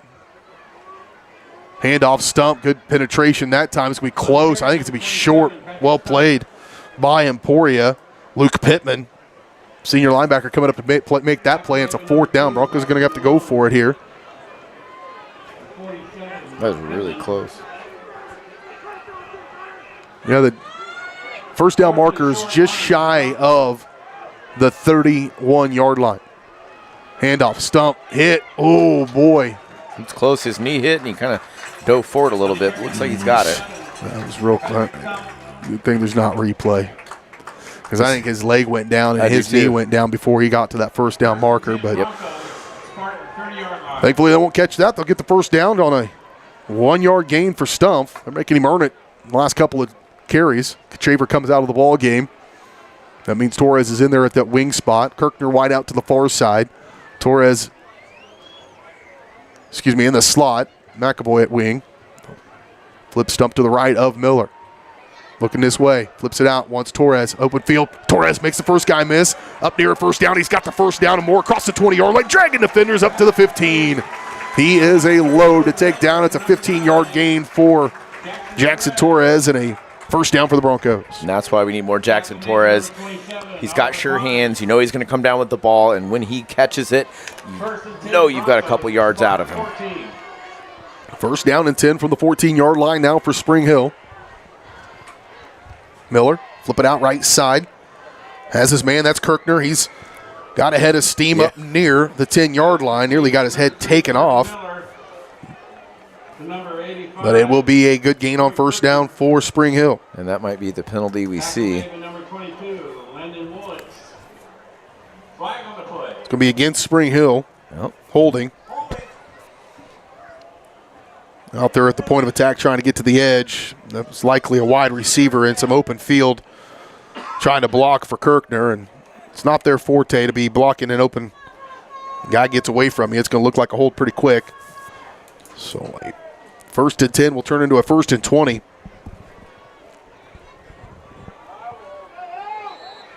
Just short of 20.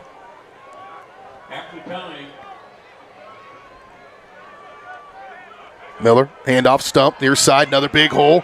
Stump run forward across the 15 up near the 13-yard line, so we got all the penalty yardage back and then some. You could see 22 for Emporia literally dragging across the turf when he was trying. And he did a great job holding on, because otherwise Stump would be in the end zone by now. But 10-yard gain for Stump. Kachaver on the far side. Hank trying to break some tackles, looking for the end zone. Touchdown, Broncos. Hank Kachaver. And good job attacking the outside. Kachaver really hustled to the end zone, but he was patient. He just let his blockers get there just long enough to spring him loose.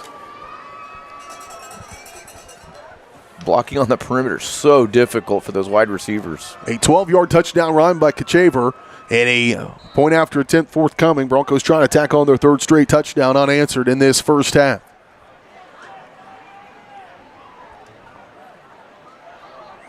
Ryan Jackson to kick it. Snaps back, holds down, kick is on the way, and it is good. Broncos lead at 21-0. 2:28 to play first half. We're back in 30 seconds. You're watching Bronco football on your home for the Broncos, Spring Hill Sports Live.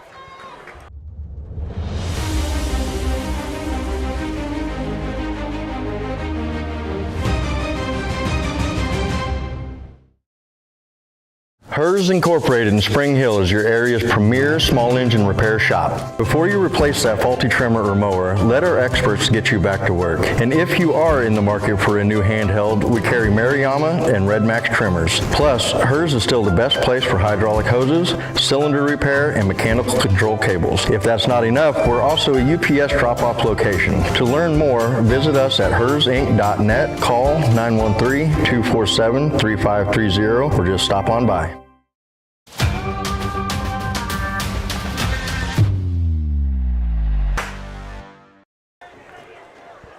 21-0 Broncos score, 21 unanswered here in this first half. They've limited the Emporia offense pretty effectively as well. 2:28 to play in this first half. They'll kick it away to Emporia. Crowell back to return.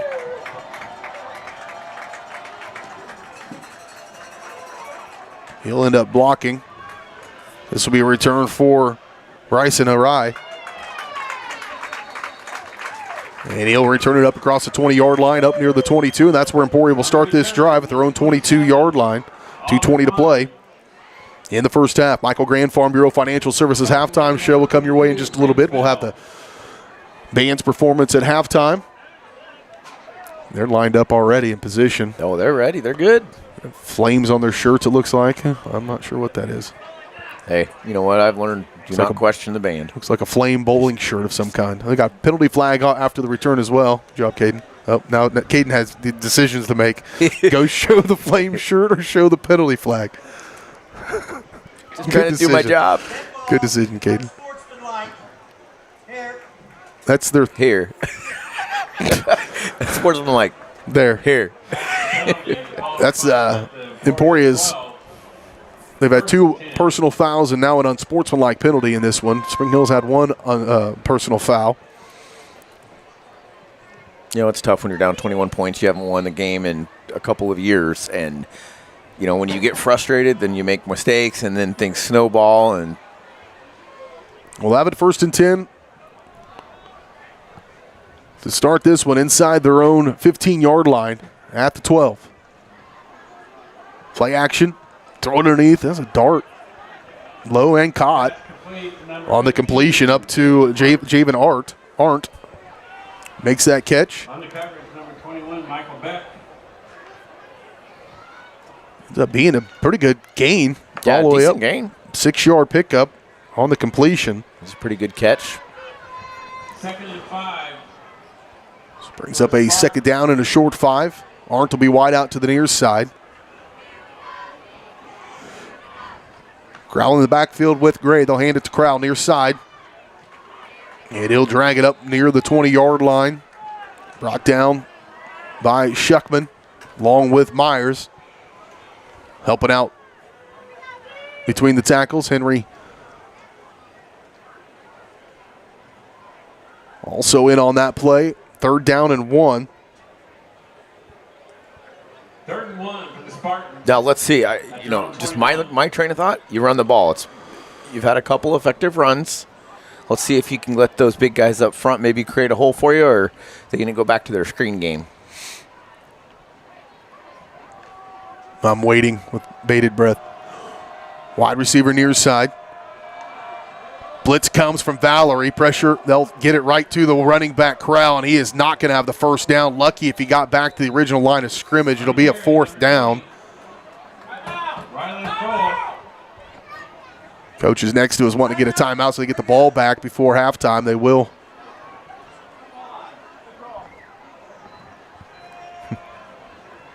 It'll be 4th down. Emporia really will have a decision to make. Broncos are going to take the timeout. And we will take it along with them. Broncos, it'll be a 4th down and 1 when we return in 30 seconds on Spring Hill Sports Live.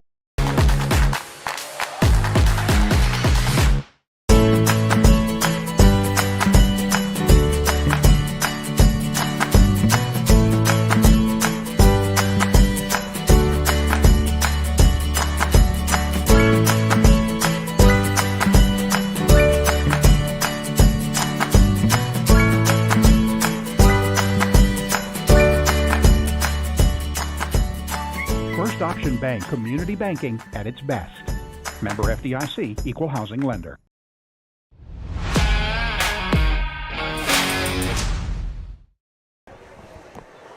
$21-0 Broncos stop the clock. Emporia looking at a 4th down and short. BJ Harris along with you, alongside me Matt Jones, Caden Carbajo here in Spring Hill. The Broncos 5-1 on the season, taking on the 0-6 Emporia Spartans for the first time. For a first time since 1960, at least. That's how far I went back, Matt. Well, I don't recall any. I wasn't here in 1960. But well, before that, Emporia was on the other side of the moon in 1960. Right. Before that, you had to take a buggy to get to Emporia. Wasn't it? Was the Santa Fe Trail head that way? Was that what it was? Close enough. Oh, we got half our audience mad at us now. Reagan going to go back to return this one, so they'll punt it away. I thought maybe they'd go for it and keep the clock running. Reagan's still going to give the Broncos another good field, maybe even better. Reagan up near the 30. It's end up going to be, and their penalty flag's going to go on the top of that one probably. We'll see it maybe against the Broncos, but if this ball stayed right there, that would be a net 6 yards change from going forward on 4th down. On a tackle, number 42, R.J. Tavares. On the play, block in the back. There's going to be a block in the back against Spring Hill, so negate a little bit of that really good field, but the Broncos will still have it in Emporia territory at the 39-yard line is where they'll take over. Their 4th drive starting inside. The special teams, punt return team, and defense working together to get good field position. So at the 39-yard line of Emporia, here with 43 seconds to play, so certainly enough time to get some points out of this.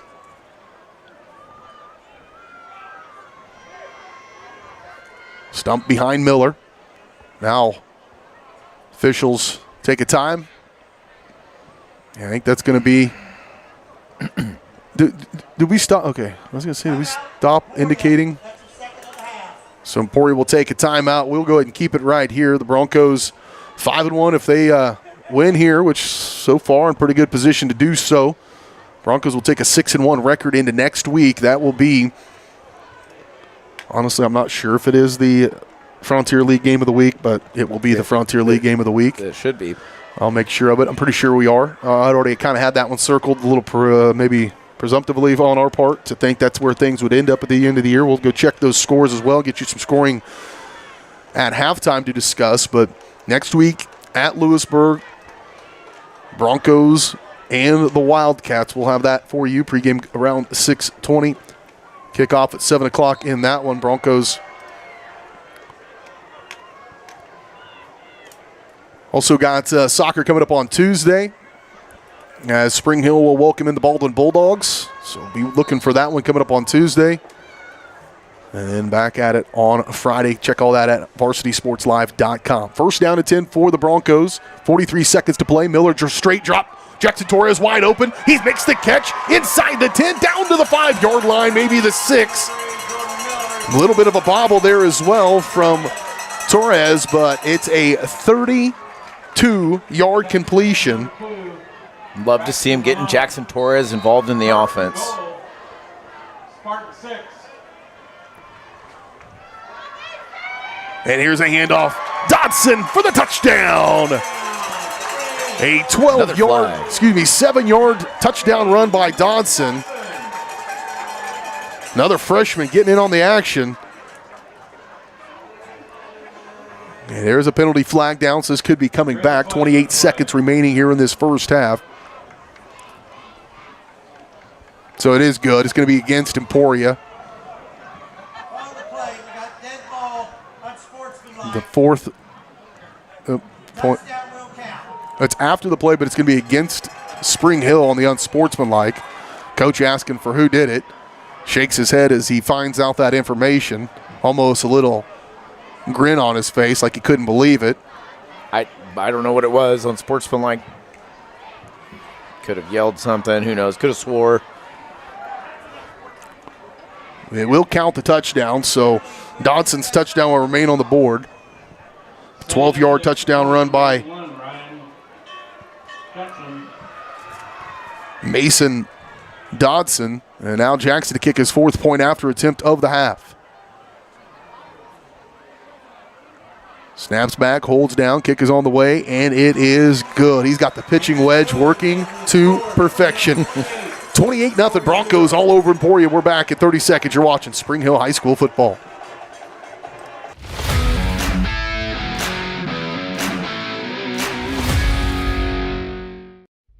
The industry's most advanced equipment and training, state-of-the-art diagnostic tools, and the small-town friendly service you expect. That's J&T Auto Service in Spring Hill. Eliminate the veil of uncertainty with J&T Auto's digital diagnostic process. This unique service ensures transparency, clear communication, and documentation, allowing for a quick and complete repair. To learn more or to schedule an appointment, call 913-592-6424. You can also visit jtautoinc.com.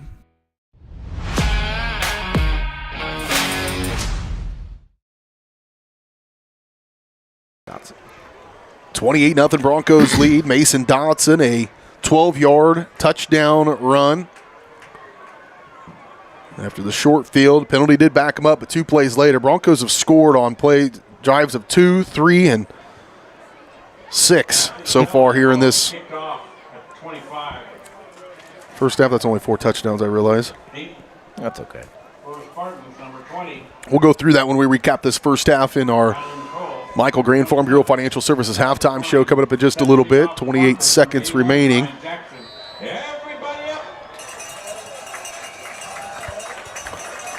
So that 6-yard punt could have been a 4th down and 2, a conversion to keep that drive alive and keep those 7 points off the board. But Jackson will kick this one out of bounds and give Emporia short field with 28 seconds remaining. Any scores over there? I got a couple. Blue Valley West and Blue Valley. Blue Valley's actually up 14-7 over the Jaguars, so that's an interesting game to follow. Eudora's down 14-0 to Tonganoxie. Haven't seen Lewisburg Ottawa score. We'll have to go to our Varsity Sports Live channel to see what the score is there. Axtell's over Hanover. That's the number 1 and the number 3 in 8-man Division 2. 44-12. Axtell 45 games in a row they've won, breaking Hanover's record, no less. So, Caden had a microphone. I'd have him tell us about our trip to Hanover, Kansas for an 8-man football broadcast a few years ago. Axtell's got a juggernaut of an 8-man program right now. I need you to figure out a way to go cover them later in the season. That was a harrowing experience we had. Emporia looks like they're going to be content to go to the locker room. And don't want to give any other opportunity to Spring Hill in this first half. They've maximized those so far, and that will be the final play of the first half. Broncos lead it in full control, 28-0 over Emporia here at home. Broncos 1 half away from going to 6-1 on the year. We'll see if they can do that and talk more about it as we kick off the Michael Grand Farm Bureau Financial halftime show right after this on Spring Hill Sports Live.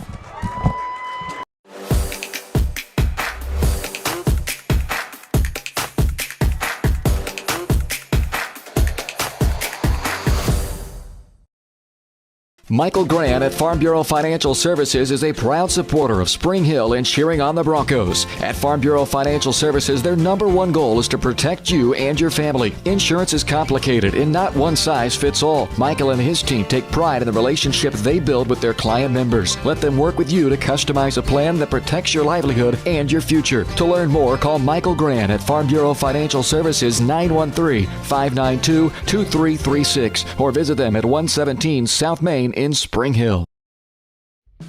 Spring Hill's hometown shop is J&T Auto Service. As a full-service repair shop, J&T Auto Service works on all makes and models. Diesels, Europeans, they do it all. From combines to Corvettes. Visit J&T Auto Service for oil changes, tires, brakes, alignments, electrical diagnostics, and so much more. Small town, friendly service with high-tech tools and training. Schedule your service at J&T Auto Service. Call 913-592-6424. You can also visit jtautoinc.com. Make your brand soar with Skylark Printing in Spring Hill. Family owned and operated, Skylark Printing has been helping businesses rise above the noise for over 25 years. They use top-of-the-line commercial printing equipment and American-made materials to create premium quality products at competitive prices. Visit their website at skylarkprinting.com to explore sign and sticker options, read customer 5-star reviews, and reach out to let them help your business stand out from the rest. Skylark Printing, rise above the noise.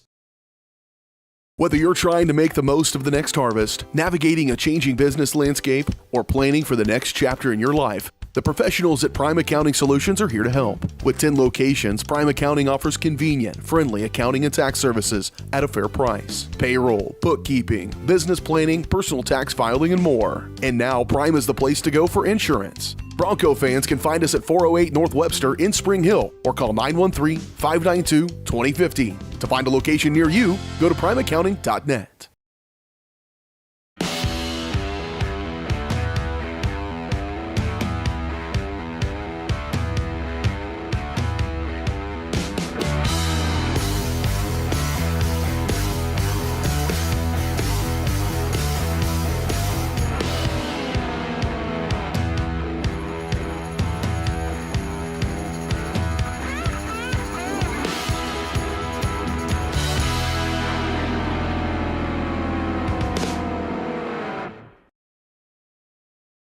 Live remarkably at Colonial Oaks Spring Hill. The caring, loving, and qualified staff of professionals at Colonial Oaks offers your loved ones the care they need with the compassion they deserve. With a wide range of services, Colonial Oaks can meet a variety of needs, including with their Rhythm of the Day Memory Care program or on-site therapy with Empower Me Wellness. Residents enjoy 3 delicious restaurant-style meals daily, all with the support of the Colonial Oaks team. Learn more at colonialoaks.com.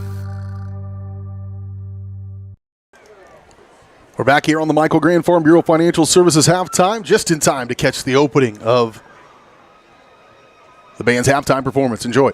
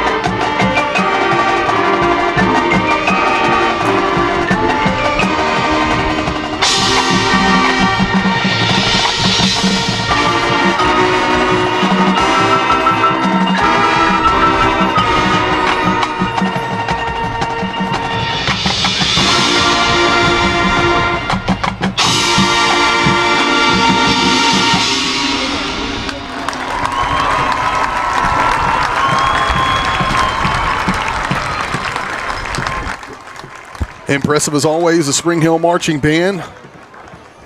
You got a flute solo and a sax solo and a marching band performance. You've got something going. That's what they've got going here. We're in the midst of the Michael Grand Farm Bureau Financial Services halftime show. We'll take another quick break. We'll come back. We'll recap that first half for you. Get you ready for second half action here from Spring Hill. The Broncos leading the Emporia Spartans here in their first ever matchup. 28-0 at halftime. Michael Grand halftime show continues after this on Spring Hill Sports Live.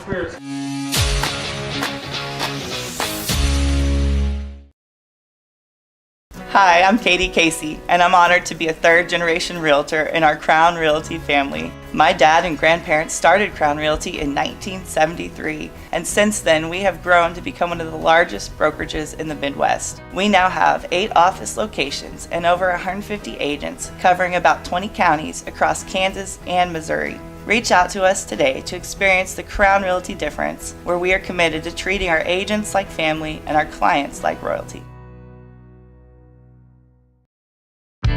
For 50 years, Elliott Group has been your local insurance partner. With 5 convenient locations, Elliott Group is big enough to offer the best carriers, but small enough to know your name and your insurance needs. Elliott Group is more than just insurance. They're a part of each community they serve, with a wide variety of insurance solutions to help your unique challenges. Elliott Group, where they're there for you today and for years to come. Visit them at any of their 5 locations or at ElliottInsuranceGroup.com.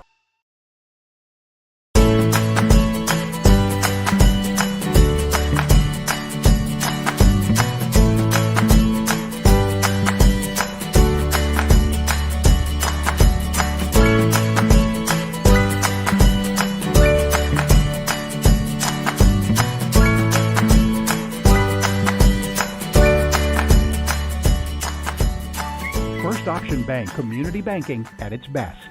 Member FDIC, Equal Housing Lender. What are you doing? You're supposed to be working on your schoolwork. Oh, well, it's raining, so we don't have internet. Not anymore. I just signed us up for Go Brawley.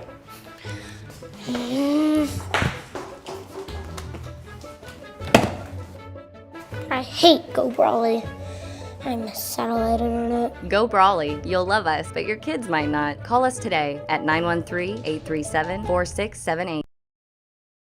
Hi, I'm Dr. Aaron Stoes with Paola Vet Clinic. We'd like to thank you for trusting us with the care of your pets and large animals. At Paola Vet Clinic, we're proud to be your hometown veterinarians who know and care about your family. We provide cutting-edge diagnostic services, digital radiology, ultrasound, and in-house same-day blood work, chiropractic, and reproductive services. Come in and see us at our new location here in Paola in the Industrial Park with indoor cattle and equine facilities complete with a hydraulic tip chute. With a team of 11 veterinarians, our commitment to this community makes Paola Vet Clinic the vets you can trust.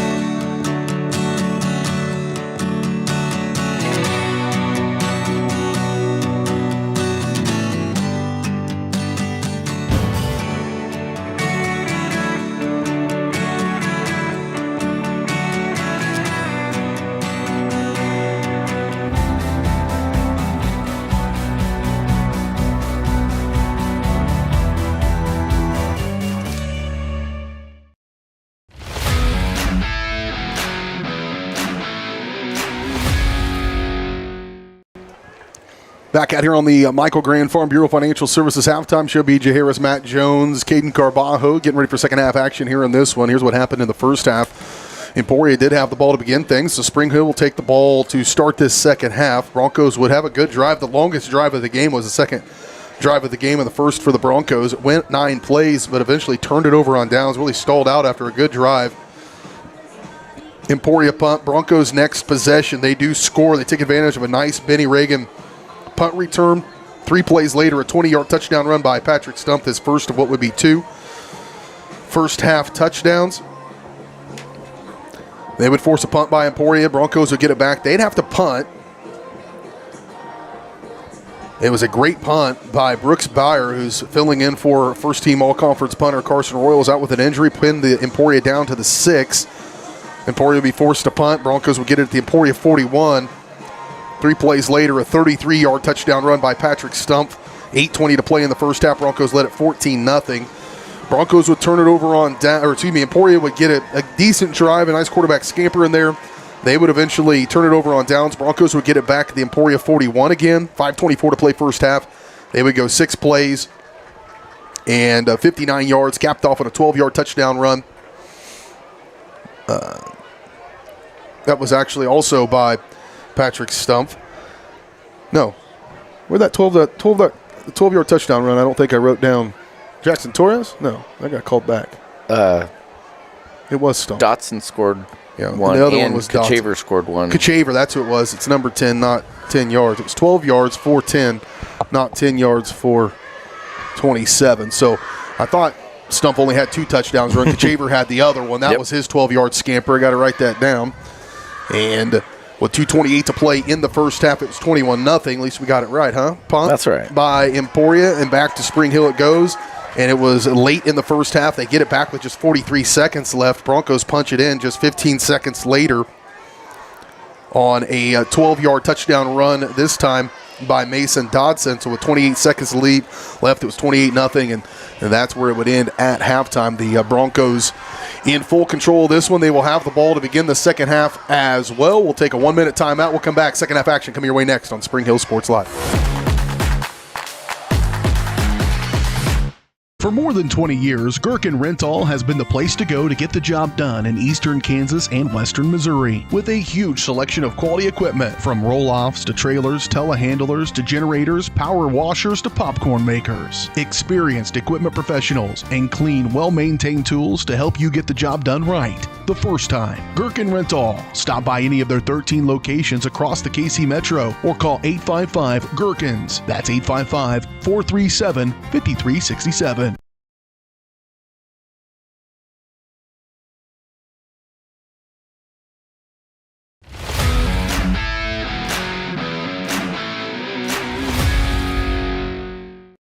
Riddell. 28-0 Broncos going to get the ball here as we start this second half. Emporia kicking from left to right. They will boot one into this one. Big leg kick, back, turn, fielded at the 10-yard line, center return. Near side for Dodson. Good head of steam up near the 40-yard line, a 29-yard return. On the return, number 15. Up to the 39-yard line for Dodson. Mikey Beck and Mason Dodson, freshmen on Friday Night Lights. Hey, that's impressive. They both had pretty strong seasons. You know, there's always growing pains when you're a freshman, but I think they have minimized the mistakes and shown some potential to really be some ball players here in the next few years for the Broncos. So first down and 10 for Spring Hills. They'll start this with 11:55 to go third quarter. As they will start at their own 39-yard line. Long pass, Jordan Miller trying to get one to Kirkner. He's got to run underneath it. He does! Corey Kirkner all the way down near the 20-yard line. And he stutter-stepped and had to have a little burst of speed to catch up to that. But a great ball by Jordan Miller. 39-yard connection from Miller to Kirkner all the way down to the 22-yard line. Biggest play of the game. Stumpf had a 33-yard touchdown run, this one of 39 yards. And the Broncos are in business. 2 wide receivers, far side stacked, near side, same formation stacked. 1 man in the backfield, that's Kachaver. He's got a big hole in the middle. Had he stepped to the right, he might have made it to the end zone, but still a great run. Moving the sticks again. Hank Kachaver up. And it will be a 10-yard gain, so a first down run for him. First and 10 Broncos. First half, Shaver had a 12-yard touchdown run and a big 10-yard run there. He'll get it again. No, play action. Throw it underneath. Tryon Jackson. Well played. Defended by Emporia. Jumping in front of that one was Talon Kirk. An incomplete pass bring up second down and 10. Defending on the play, number 8. Intended for Ryan Jackson. Jackson 4 for 4 on PATs tonight as well in the kicking game. 11-yard line. Chamber will stay in the backfield with Miller. They'll hand it to him. A little bit of penetration, able to break off some tackles though as Hank Kachaver, and on the carry, number 10. He's able to be just shy of the 5-yard line up to the 6. It'll end up being a gain of 5 on second down, bring up third down and 5. And the Broncos can still get a first down.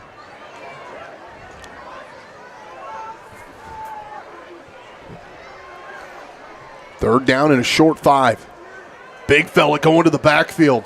Got Logan Alexander back there. They're going to give it to the big fella. Rumbling forward. Alexander looking for the end zone. Touchdown, Broncos. Gotta feed love the it. beast. How about them apples? Apple pie. When he goes out for dinner after the game tonight, he's got a couple things to celebrate. Holy mackerel. They reversed that or shifted to that into the backfield. He had a little stumble even off the handoff, kept his balance into the end zone. I'll tell you what, he showed some speed. I'm going to put run 54 on my page here while I keep track of stuff, and I couldn't be happier. I dreamed of that happening in my dreams. With my eyes open, I dreamed of having that opportunity. Incredible. Logan Alexander into the end zone. Broncos lead at 35-0. We're back in 30 seconds on Spring Hill Sports Live. Looking for a real estate team you can trust? Join Team Young Realty, your local family-owned experts in Spring Hill and beyond. Whether you're selling or buying, Team Young is here to make it easy. Looking to sell but don't have time or money to make it shine? Team Young will invest to make your home show-ready to get top value. And if you're looking to buy, Team Young is here to assist in every step. Team Young Realty, committed to bringing affordable housing to Spring Hill and the surrounding area. Call for a free, no-obligation consultation, 913-222-9843.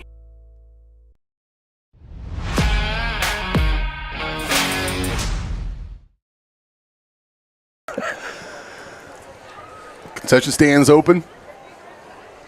I think maybe that's where he was going. There is a concession stand over on the visitor He side. just should have kept running, ran over there and got some popcorn. Hurdled the fence.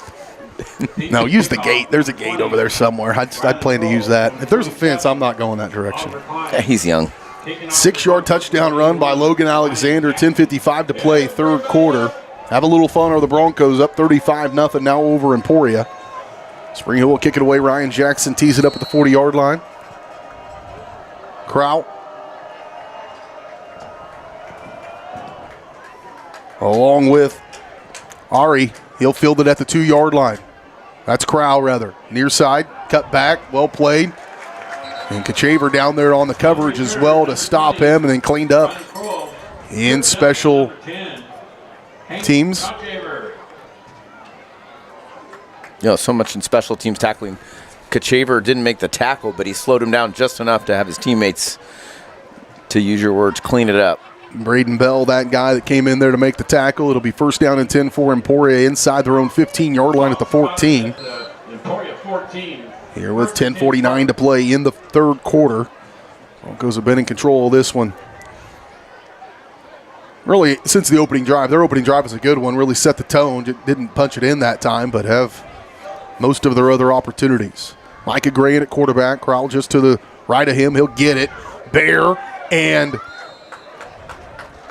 Gardner meet in the backfield for a meet me at the quarterback, meet me at the running back sandwich this time, and one from one side, one from the other, and good luck. Yeah, that Byer is going to be a player for the Broncos. There wasn't much stopping either one of those two. So it ends up being just a modest gain of 1 yard for Crowell. Wide receiver far side, one to the near side. Two go out there this time.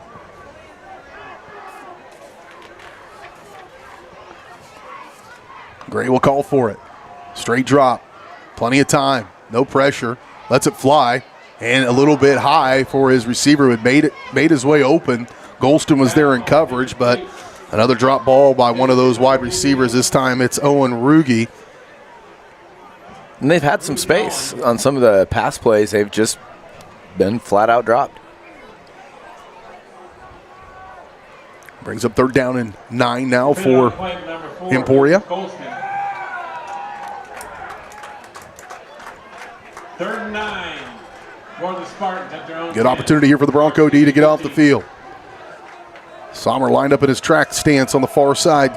Wide D tackle position. Here they come. Gray hassled and brought down The Broncos were coming. That front four had pinned their ears back, and Sommer was the guy I mentioned, and he got home. And you were just waiting to see when he was sacked and who he was sacked by. You just saw a rugby scrum of offensive and defensive players, and the Broncos were closing in just a matter of time. A 10-yard loss on the play as well, so they're going to be punting inside their own goal line again. Did that once in the first half, and they're facing it here in this third quarter. Back to receive the punt, number 12. Reagan. You know, at what point offensively when you're down 35-0 do you think, okay, let's try to mix it up, running the ball a little bit. Let's. It's not about running out the clock. Ooh, close. That one's going to be a tough punt. That's going to be inside the 30, maybe inside the 25-yard line when they finally mark it dead. Keep going. Yep, keep going. Yep. Inside the 30 is where the Broncos will start. Another very good field position here for Spring Hill.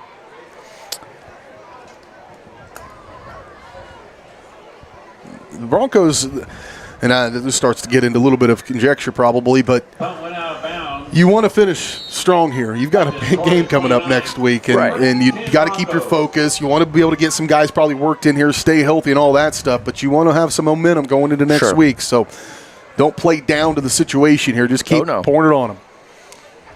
Miller, turn, handoff, Stump. Another big run. Patrick Stump right down the middle. 29 yards.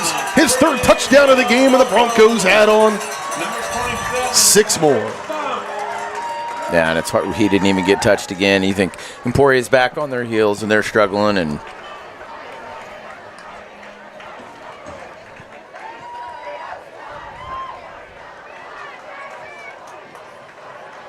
where was that marked at again? I didn't write down my. Was it at the 29? No, it was at the 34. 34-yard touchdown run by Patrick Stump, his third of the game. He's had a 20-yard touchdown run, a 33-yard touchdown run, and now a 34-yard. I think it's 33. I think that's where they end up putting that down. 33-yard touchdown run. Broncos lead at 42-0. We're back at 30 seconds on Spring Hill Sports Live. Whether you're trying to make the most of the next harvest, navigating a changing business landscape, or planning for the next chapter in your life, the professionals at Prime Accounting Solutions are here to help. With 10 locations, Prime Accounting offers convenient, friendly accounting and tax services at a fair price. Payroll, bookkeeping, business planning, personal tax filing, and more. And now Prime is the place to go for insurance. Bronco fans can find us at 408 North Webster in Spring Hill or call 913-592-2050. To find a location near you, go to primeaccounting.net.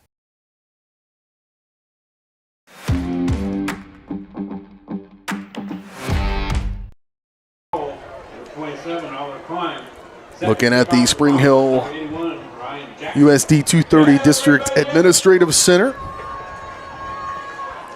It's a good thing our Zoom, we don't have to charge, we don't have to pay like gas mileage on our Zoom because Caden uses it. He does. We've been to the moon and back tonight. Hey, he likes to get that special shot. Jackson to kick it again. He's going to be the most tired guy in the game. Fielded inside the 5 and then down.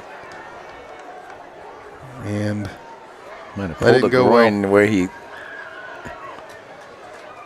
Crowell's been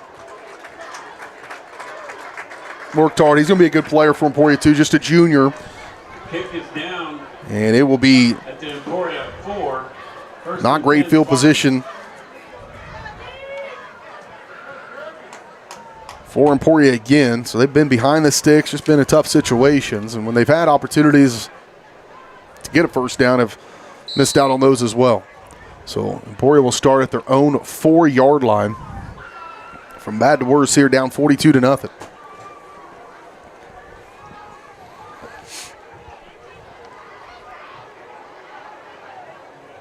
Gray will be in there. He'll be about 2 yards deep in his own backfield with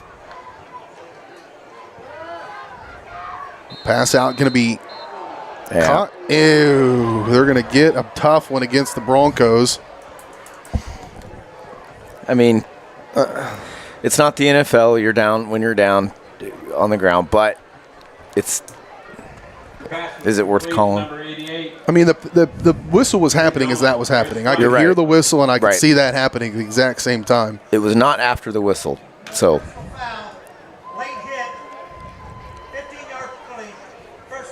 So you're asking a player who's moving full speed to decipher is he down or not. So yeah, without a whistle, which Correct. tells the kid to stop moving. Right. Yeah, that was. After the penalty, first So it'll be moving forward Spartans up at their own 19. near the 20-yard line. They'll give him a first down as well with the late hit.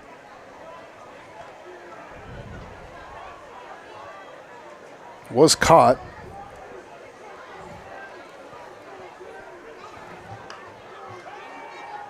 No backfield. Great scrambling. Now pressure coming. Brought down. On the carry, number Tackle 11, made in there by Brooks Byer. Matthew Gray. Tackle made by number 89, Nolan McVeigh. Nope, that'd be. Was it not 89 or 88? 88. Second and 10 for the Spartans at their own 19.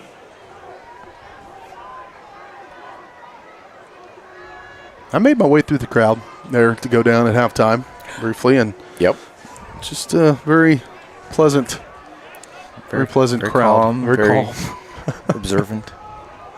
Handoff Crowell back in the game after that brief injury on the kickoff return, or lack thereof, and not much doing, as he'll be lucky to get back to the line of scrimmage and bring up third down.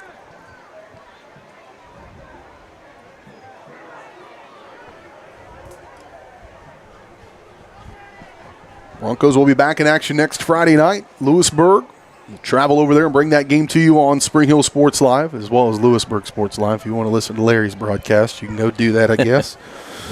I'd stick with us if I were you. Yep. Because he's going to be quite Homer Lewisburg, I can promise you that. Because that's what we do.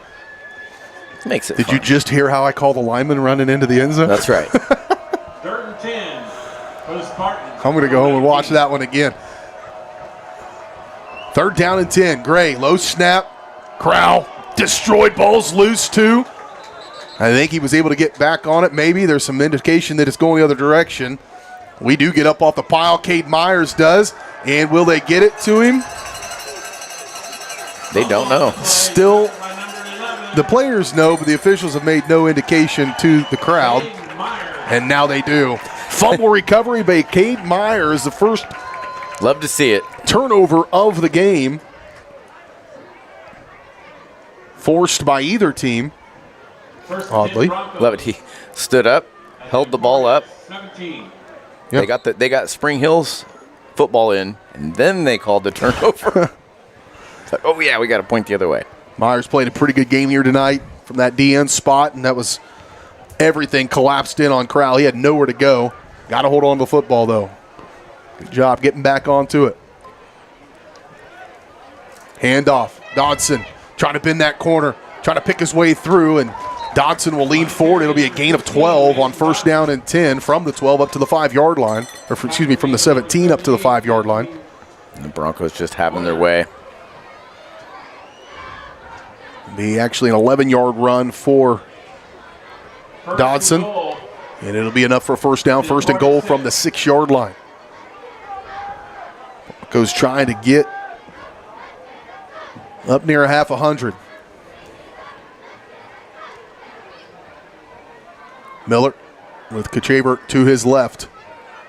Sending man in motion, toss it to him, coming this way, bends the corner into the end zone for the Bronco. Touchdown on the run for Cameron Henderson on the end around. The 5'10", 180-pound senior punches it in. Henderson. So some new names in the scoring book.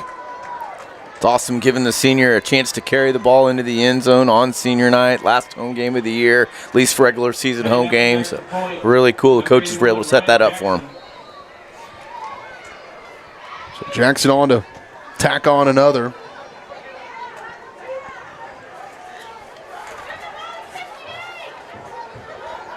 Cameron Henderson on the 6-yard touchdown run, and Jackson will punch it through. Broncos lead at 49-0. We're back at 30 seconds on Spring Hill Sports Live. Emporia 0.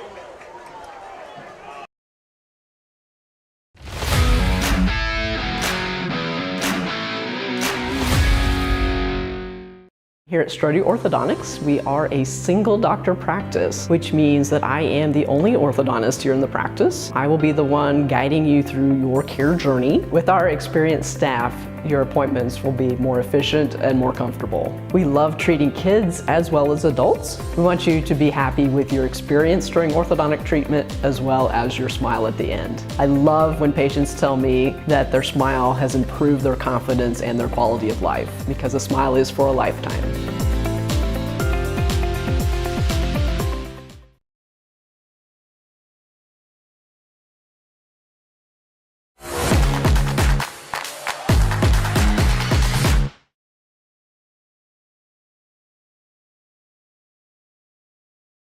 Number 27, Oliver Klein. 48-0.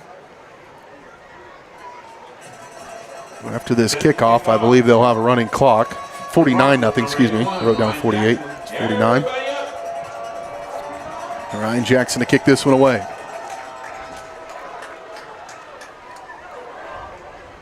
Fielded at about the 18-yard line. Penalty flag comes in. That'll bring it back. As Owen Ruge returned that one, but it will be brought back on a penalty flag that sits back at about the 17-yard line.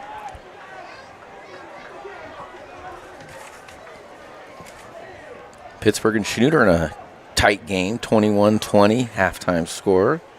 Southeast Kansas matchup. Block in the back, the official call. Official call from the official. And it will put the Spartans at their own 16-yard line to start this drive.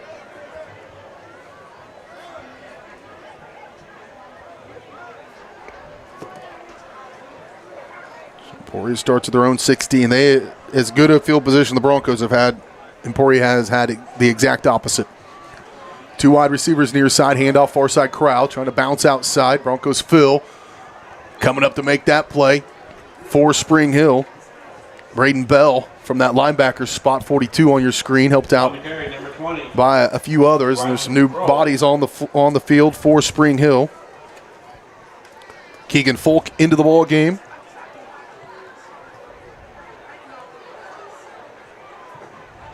Kyle Stewart in for Spring Hill. CJ Payne in here as well. And some new bodies up front. Broncos getting some Friday night playing time. They have earned it here tonight. The varsity guys have put them in a position to be able to get some snaps, and this is huge for everybody involved. Cole Penhollow in there on defense as well. They'll bring some pressure and fall incomplete. Intended for Benjamin Collins. Ball's incomplete. It'll bring up third down. You know, just the fact that these guys are out here with a full stadium and under the lights, great experience for them moving forward for next year. Dude, I could tell you everything about my first varsity snap. I could tell you every single step of it. And it was in beautiful Caney, Kansas. Nice. Right on the border. Right on the border. I was ready. I've been to Caney twice.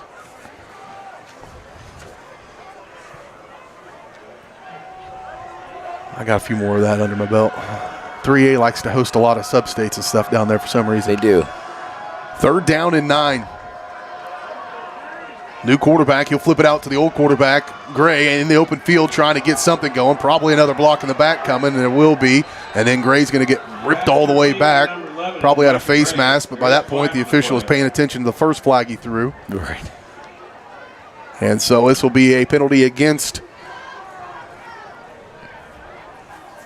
the Spartans, likely a decline because it's end up being only about a yard run. So it'll be 4th down and 8. You decline it, they'd be punting from right there. So that's likely what's going to happen. Officially a pass completion, though.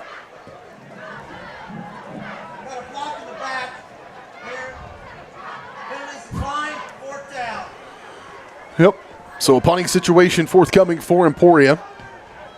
And the JV defense is like, oh, hey. What do we do now? Who do we send back? 4th and 8 for the Spartans at their own 19.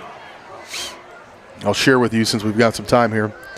my claim to fame. Have I ever told you this story? My playing special teams as a replacement guy. It's the relevance here. But my first college experience, kick return here for Reagan. He's going to return it up near the 40-yard line. That's where the Broncos will start, just inside the 40. But my first college game, I get into the game. We're up like 65-0 or whatever, so that's when I'm getting to play. Get in the game, drive down the field, offensive line, just smoke this dude all the way down. We're playing Southwest Assemblies of God University. Oh, nice. And smoke him all the way down the field, into the end zone, touchdown, a blocking on a touchdown. But I didn't play special teams in college ever. We didn't get a chance to practice or nothing. I played a PAT in 3 years. And so in high school, you just kind of stand there on PATs. You didn't really actually have to try. Right. Nobody was ever trying to block it. This dude did. Pushed me back. I blocked the PAT with my helmet. Well, you got to block. You're on the stat sheet. It was my welcome to college football moment. I bet Coach wasn't upset at all. Oh, we watched that in film, I bet you 75 times. And we'd be 30 plays down this play sheet and rip it back all the way to that PAT and just watch that again. And he'd just say, do we need a reminder on how not to block on PAT? Let's go back and take a look how not to block on PAT. Spartan 38. So the Broncos get 2 yards on first down. It'll be 2nd down and 8. Drives it starts inside Emporia territory once again. Handoff near side. Really running hard and finally brought down. Good carry, Talon Herr on the running back. Quarterback into the ball game is Jordan Roca. Herr, senior, getting some nice yardage on the ball carry. New bodies in on the offensive line as well. Out on the edge for Spring Hill. Brady Coltharp, wide receiver near side. And Roca, the quarterback. Nearly mishandled there by Herr. But up front, big fellas into the ball game. Keaton Pashinka getting some playing time. Number 47, Luke Pittman. 4th and 6. Colin Rounds on into the ball game. He had some varsity playing time due to injury earlier on in the year. Up front, Zedric Thomas for Spring Hill, along with Keaton Pashinka. And Noah Miller, the 6'5", 240-pound senior as well in there. That'll run out the third quarter. We've got a running clock here in Spring Hill. The Broncos in full control, looking to move to 6-1 on the year. We got one more quarter of play when we return in 1 minute on Spring Hill Sports Live, presented by Strode Orthodontics.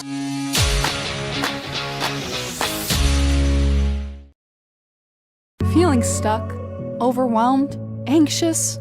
Whether you're struggling to unwind, seeking meaningful connections, or just need a shoulder to cry on, the staff at Allies Therapeutic Services in Spring Hill is here for you. With experience in a wide range of services and a compassionate, judgment-free approach, Allies will help you tackle challenges in a supportive environment, working together to find a path to healing and growth, because everyone needs an ally. Visit alliestherapy.com. Up your lawn care game at Herr's Inc. in Spring Hill. We have one of the area's largest and most diverse selections of lawnmowers, including top brands like Altos, Bobcat, Gravely, Dixie Chopper, and Red Max. Quality built machines for any size job. And when you get your mower at Herr's, we offer full service and repairs covered by your warranty. From the backyard to the back 40, the all-star lineup of mowers at Herr's will make you the captain of the lawn. See the full lineup at herrsinc.net. Call 913-247-3530 or just stop on by. Here we go into fourth quarter action from Spring Hill, the Broncos and the Spartans. We've got a running clock. Broncos up 49-0. Roca loads one up, throws it down, wants Rivers. Ton of contact down there. And they're not going to call that. Nope. Situationally, just going to let that one go. But Harrison Rivers down there, Roca put some air under one, but it's a turnover on downs. By the JV offense. They'll turn it back over to Emporia. We'll start this one at their own 35-yard line. Well, it makes me feel a little better. I pulled up the Lewisburg-Ottawa game to check the score, and it looks like they're having some similar score bug issues with the lining up of the score cam. Is that 10-7? Because it's not 10-1. No, probably not 1, probably a 7. So they've got a good one over there. That has a particularly weird angle. It's sharp. Yeah. Gray in there. Hell, get it out there to his big fella. This is what they were wanting to do earlier with him, and JV guys may not be ready to tackle big number 82. He's a load. He is a load. 82 Seidel, 6'4", 200. Madden Seidel in a big play, biggest play of the game for Emporia.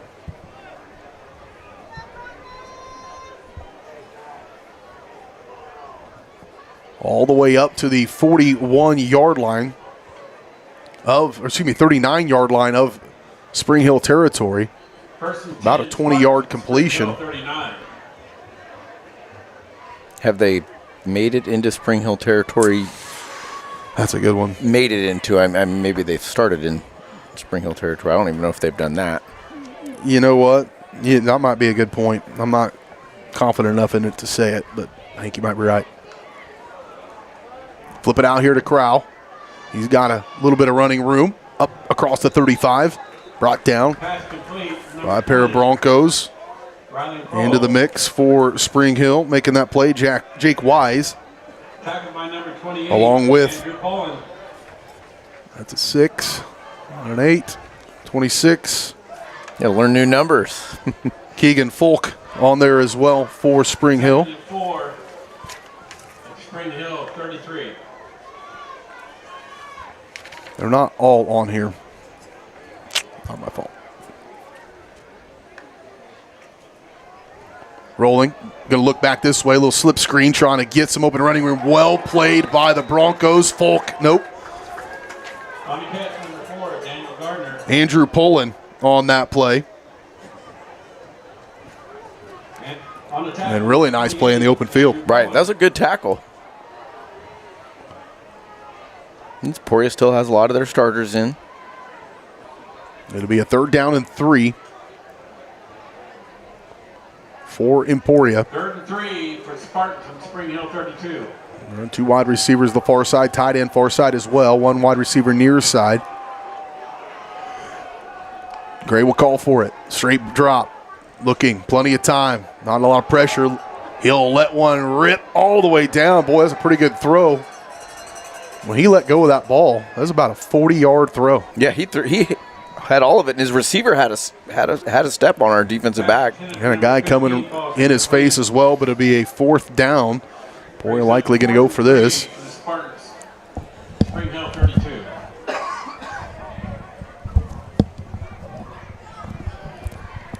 One O lineman goes out, one comes in. And at 4th down and 3, JVD trying to bend but not break here.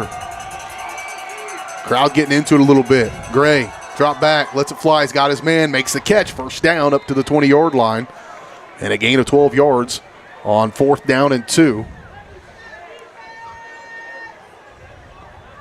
And a 1st down for Emporia. For the Spartans at the Spring Hill 20-yard line. First 2 drives ended up as a stalemate. It was 0-0 after both teams had possessed the ball. Broncos turned it over on downs, and they scored on the next possession, have scored nearly every one since then, have not really been stopped much by Emporia. This is the best drive Emporia's put together so far here against the number 2s and 3s of the Broncos on defense. Gray on 1st down and 10. Straight drop, looking left, plenty of time. Now flushed, pressure coming, trying to track him down, lets it fly, and well defended by the Broncos. Able to get over there around the corner just to see that in time, but knocked out of the air. Jumped the route. The safety came from over the top and almost ended up with the interception for the Broncos. Mr. Murray just discovered the thing I discovered a moment ago as he was getting ready to say the name on over the PA that 29 is not on our roster. So we'll call him the safety. But I would love to have one with all the players on it. That'd be ideal. 3 wide receivers far side. And accurate numbers for everybody. That'd be even better. Right. Gray, straight drop. Screen again, throw it underneath. Well played. Broncos there, can't make the tackle. Corral trying to look for the end zone, and he will get in. Touchdown, Emporia. Well played. Just, he's a load to bring down. He's a hard runner. He's a solid built kid. And so he will rumble in from about 18 yards out and give the first score of the game here, just under 6 minutes to play.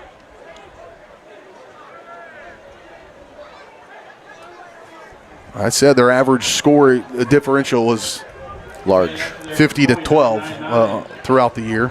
Now some of our guys who have had pretty well checked out, I'm going to guess Wingert wasn't necessarily planning to go back into the ball game, and he was asked to do so, and a little bit late, so the Broncos are going to have to take, I think, a timeout to get personnel sorted out here on the point after attempt. So timeout taken, we'll take it. We're back in 30 seconds. You're watching Bronco football. Actually, it's a point after. We'll just keep it right here. They'll sort out who needs to be on the field. They'll run him back out there and kick that point. We'll take a break after that, but we've got soccer coming your way this week on Spring Hill Sports Live. Get a chance to watch the Broncos take on the Baldwin Bulldogs. Aaron Feely, Caden will be running camera for that one on it's the 22nd, Tuesday afternoon soccer. They do have a C-team contest before the JV and then varsity, so we expect that broadcast to kick off about 7:30 on Tuesday night, and then back at it on Friday for the regular season finale of the football season. I can't believe I'm saying those words out loud as the Broncos travel over to Lewisburg to take on the Wildcats. We'll be there with them. Point after attempt. Big number 99 going to kick this one up and through. 49-7 your score. Broncos going to win, but Emporia will have one on the board when they leave town. We'll see what happens in the final 5 as the clock is running here in Spring Hill. Broncos going to pick up win number 6 here tonight on Spring Hill Sports Live.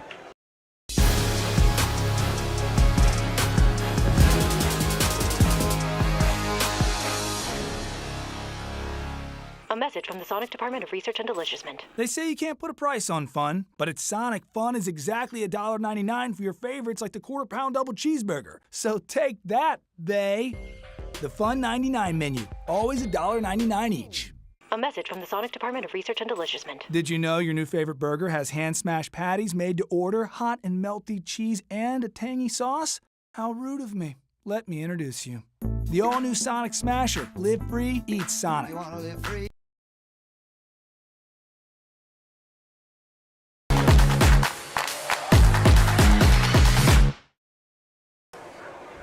49-7 Broncos in front. Clock's been running throughout this. Broncos will get the ball back and likely just be able to run a few plays before this one is completed. We got the Team Young Realty postgame show coming your way in just a little bit. We'll roll through this game here tonight. We'll take some time to update you on some scores as well. Lewisburg just punched one in to go up by 9. Point after tip maybe fails. Return. Far side return for Spring Hill. Getting down the sideline. New returner for Cameron Wells. The sophomore wide receiver going to return this one all the way up near the 40, taking advantage of his opportunity. Great run by Wells. Reverse field. Got around the outside. Great job. A little bit of teamwork there from Rivers. Harrison Rivers stretching out one of the Emporia players. What a guy. It's the least you can do at this point. 3:09 and counting. It will stop it with the injury. They'll talk about that well into their future and say, remember when the opposing team stretched you out in the middle of the field at their place? No thanks. So they'll work on that injured Spartan. Well, I missed you guys for a couple of weeks. Glad to get back here in the saddle and let the Broncos get a win here.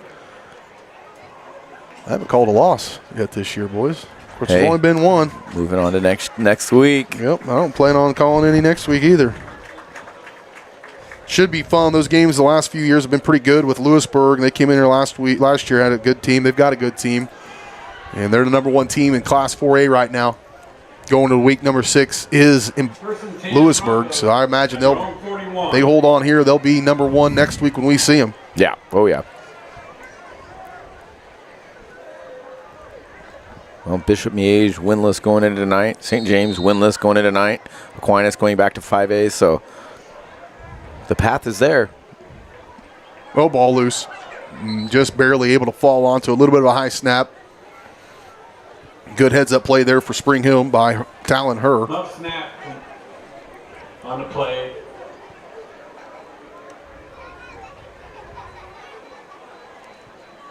Second and 13. Herr will learn to fall on top of those. That'll go against his rushing total. Right. Second and 12. Let a lineman get those. They don't have stats. What's your thought on in the NCAA when the quarterback gets sacked, it goes against their rushing yards? Are you for or against that? Totally for it, yeah. For it. Yeah, it's part of the game. On the carry, number 40. They get credit when they make positive runs, don't they? Yeah, I mean, if they pull the ball and run. I mean, that is the ultimate. That's the only offensive line stat that matters to most offensive linemen is number of sacks or lost negative plays, I guess, would be the line stat. Every week, old Duncan, he shares how he graded out. Basically, they get a thumbs up for a effective play, a thumbs down for like a missed block or a missed assignment, and then nothing. So they get graded every week. So that's the way the linemen, they don't have yardage or touchdowns or whatever. So that's the way that they're graded every week. It's kind of interesting.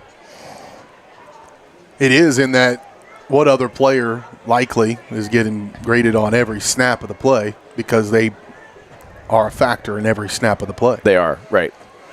Coming back, the guy had a nice return. Wells running hard. I tell you what, Wells is like, it's Friday night, and I'm getting a chance to play.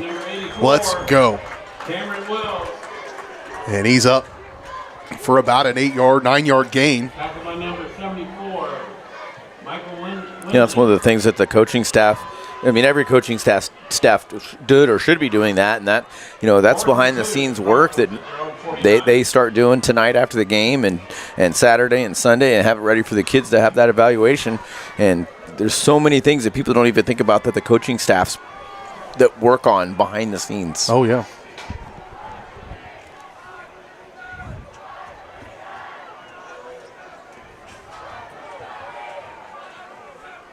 Two wide receivers far side.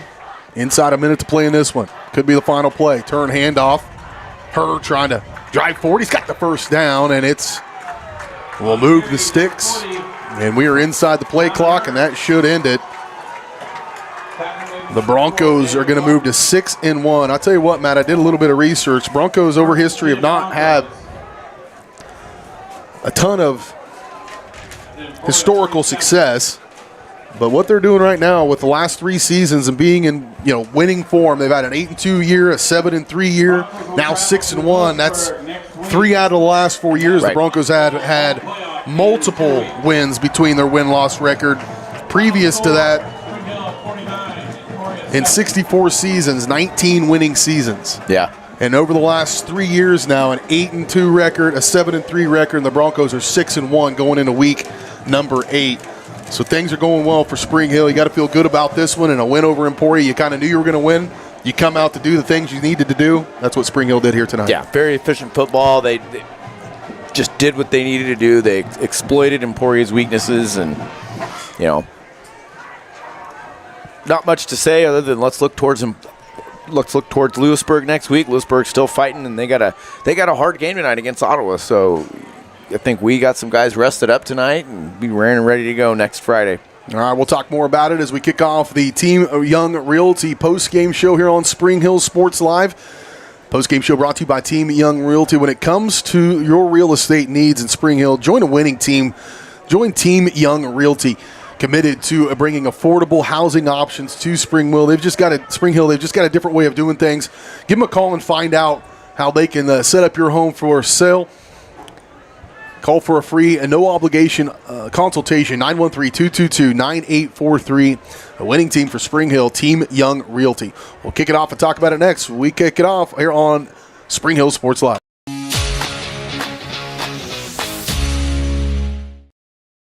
Looking for a real estate team you can trust? Join Team Young Realty, your local family-owned experts in Spring Hill and beyond. Whether you're selling or buying, Team Young is here to make it easy. Looking to sell but don't have time or money to make it shine? Team Young will invest to make your home show ready to get top value. And if you're looking to buy, Team Young is here to assist at every step. Team Young Realty, committed to bringing affordable housing to Spring Hill and the surrounding area. Call for a free no-obligation consultation, 913-222-9843.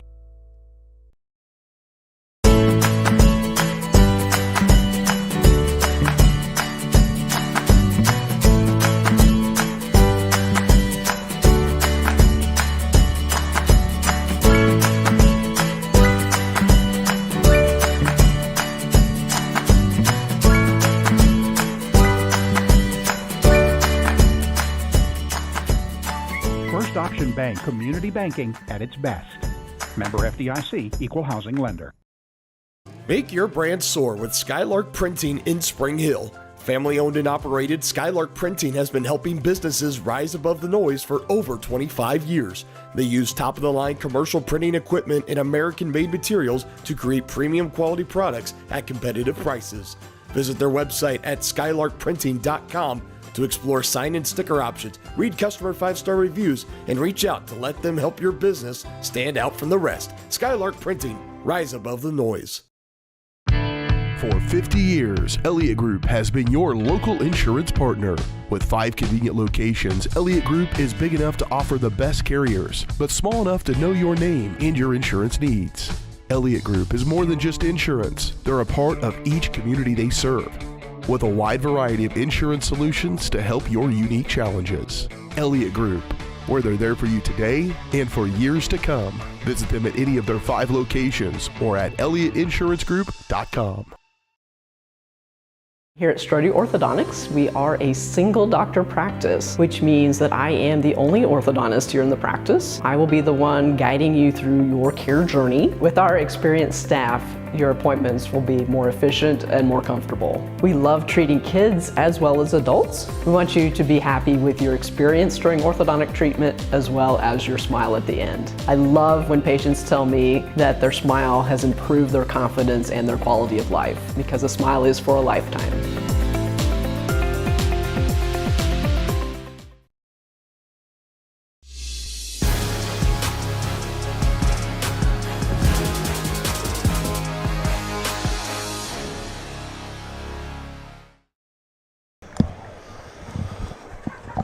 And there was much rejoicing as everybody gets to meet with their families out on the great American tradition on a Friday night. Nice, cool, darn near full moon in the sky. It's about as good as it gets. That's right. To be in eastern Kansas on a Friday night, and the Broncos getting a win, 49-7 winners over the Emporia. I mentioned the moon. Caden's going to have to go try to find the moon. There it is, buddy. Broncos took over and really dominated this game. 3 touchdowns from Patrick Stump, a 33-yarder, a 20-yarder to get things scoring started with 34 seconds remaining in the first quarter. Stump with a 20-yarder, a 33-yarder, and another 33-yarder. Also in this game, touchdown runs by Hank Kochaver, a 12-yard run by him, a 12-yard touchdown run by Mason Dodson. And then Logan Alexander. A 6-yard plunge by the big fella. Logan Alexander, 5'11", 235. I mean, and you can confirm this. I did admit, I said, and this is terrible, but I did say Logan Alexander does look like a young B.J. Harris down there during the senior night that's a compliment. stuff. I mean, he's a good-looking cat. I mean, obviously, that's why I said that, but he looked even better with the ball in his hand, and I just got to live vicariously through him in one play, and it was a lot of fun. Broncos having some fun, and that put him up by 42 at that point, and then another touchdown by Patrick Stump made it 49, and then a late touchdown by Emporia would put them up 49-7. But Matt, as you've seen the Broncos maturate this year, we didn't necessarily know what Spring Hill was going to have to offer. You lost quarterback, you lost Colt McCannon, one of the best running backs in the state of Kansas a year ago. Lost some depth on the defensive side of the ball, although that is where the strength was coming from probably into the year. Agreed. The most consistency and what you kind of knew you had. Right. But the offense has started to come around, obviously running behind Patrick Stump, 200 yards last week, probably 200 yards again here tonight. At least if you're going in to play Lewisburg next week, the Broncos know who they are. Exactly. They know exactly who they are. They know what they're good at, and there's no reason to go try to change things. And, we talk every year in wrestling and every sport for that matter about, if it's not broke, don't fix it. And you got to use what got you to this point. You know that they're going to run the ball with Patrick Stump, and that's okay. It's okay to know that. Can they stop it?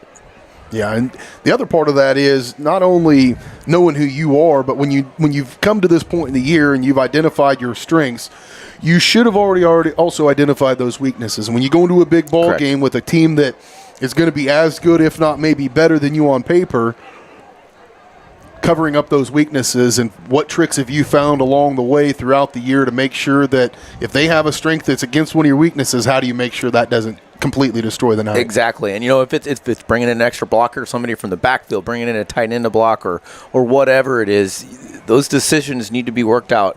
They probably were looking at it this week. We saw a couple different formations that the Broncos ran out to, just to kind of see what look they got from it. And it's important, You've only got 11 guys on the field, which sounds like a lot, but occasionally, you got to figure out that weakness. And we were just watching the Lewisburg and Ottawa game. Some of those tough matchups for Lewisburg, they put 2 guys on some of those tall receivers for Ottawa. Nothing wrong with that. Got to make those adjustments. We'll see how the Broncos adjust to what will likely be a matchup for a chance to have a piece of the Frontier League Championship, as well as an opportunity to go against the number 1 ranked team in Class 4A next Friday night against Lewisburg. We're going to take one more final break here on the Team Young Realty postgame show. We'll come back and wrap things up here from Spring Hill. The Broncos win it tonight 49-7 over Emporia. We'll wrap things up when we return in 1 minute on Spring Hill Sports Live.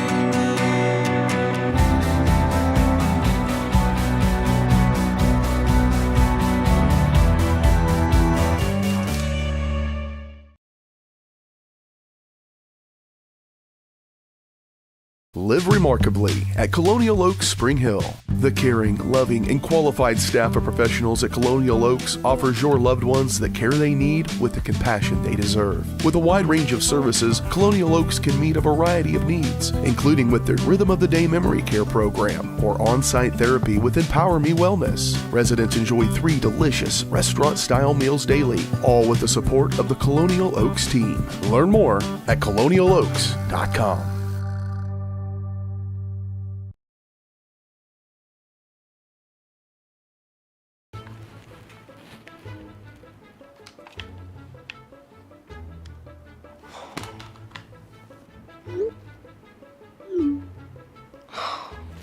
Stupid Go Brawly internet.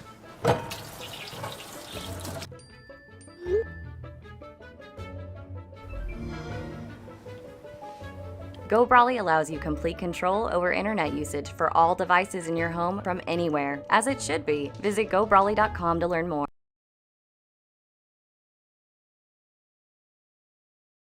At Olathe Health, we perform cutting-edge surgical procedures because changing lives with innovative care drives us, one patient at a time. Olathe Health. Advanced healthcare. Advancing lives. If you're off your game because of pain or injury, turn to Olathe Health, because orthopedics is our game. Joint repair and replacement, chronic conditions and injuries, hand surgery, sports medicine. Make an appointment today.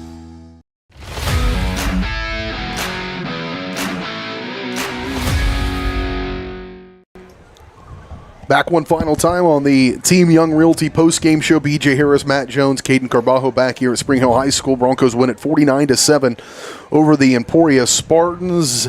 Broncos getting ready to go back at it next week against Lewisburg. Our pregame coverage will start around 6:20. Kickoff at 7 o'clock from Lewisburg. We've got soccer coming your way on Tuesday. Aaron Feely, Caden Carbajo will have that one here from Spring Hill as they take on the Baldwin Bulldogs. But all in all, Matt, the Spring Hill Bronco football team 6-1. They're going to be in the top half of 5A right now, the way things are going, and got to be feeling pretty good about themselves. They've had some injuries they've had to overcome at different positions. It hasn't all happened at the same time, thankfully. But, man, you can kind of picture a world in which everybody's back healthy in time for a bit of a playoff run. And I think that's exactly what they're thinking on the field. Get all those guys back. You never know. And, go see how you do against Lewisburg, and ultimately, win or lose, you're still in pretty good spot for the playoffs, and then hopefully have one more home game to finish up the season. We made it through this whole game without talking about the Gorillas. You're headed south to watch the Gorillas take on Fort Hays? Fort Hays tomorrow. So big Kansas matchup tomorrow. That game will actually be broadcast here in the Metro. It's the MIAA game of the week on 38th The Spot. So, oh boy, I don't really promote other channels that much, but if you want to watch the Gorillas locally here in the Metro, you can do so. Hey, you want to watch some good Division II football. By golly, they're pretty good, fun to watch, and should be fun. We'll be back at it next week, and this was a good one to watch for the Broncos. Thanks to all our sponsors. Thanks to all the folks that help bring Spring Hill Sports Live to you. Thanks to all the fans. I'm always fascinated by everybody who spends their Friday nights with us, and we appreciate you doing it again here tonight in what was a lopsided affair for the Broncos. Get yourself ready for what could be a Frontier League championship next Friday night. We'll be there along with you. For Caden Carbajo and Matt Jones, I'm BJ Harris saying so long from Spring Hill. You've been watching the Broncos on Spring Hill Sports Live.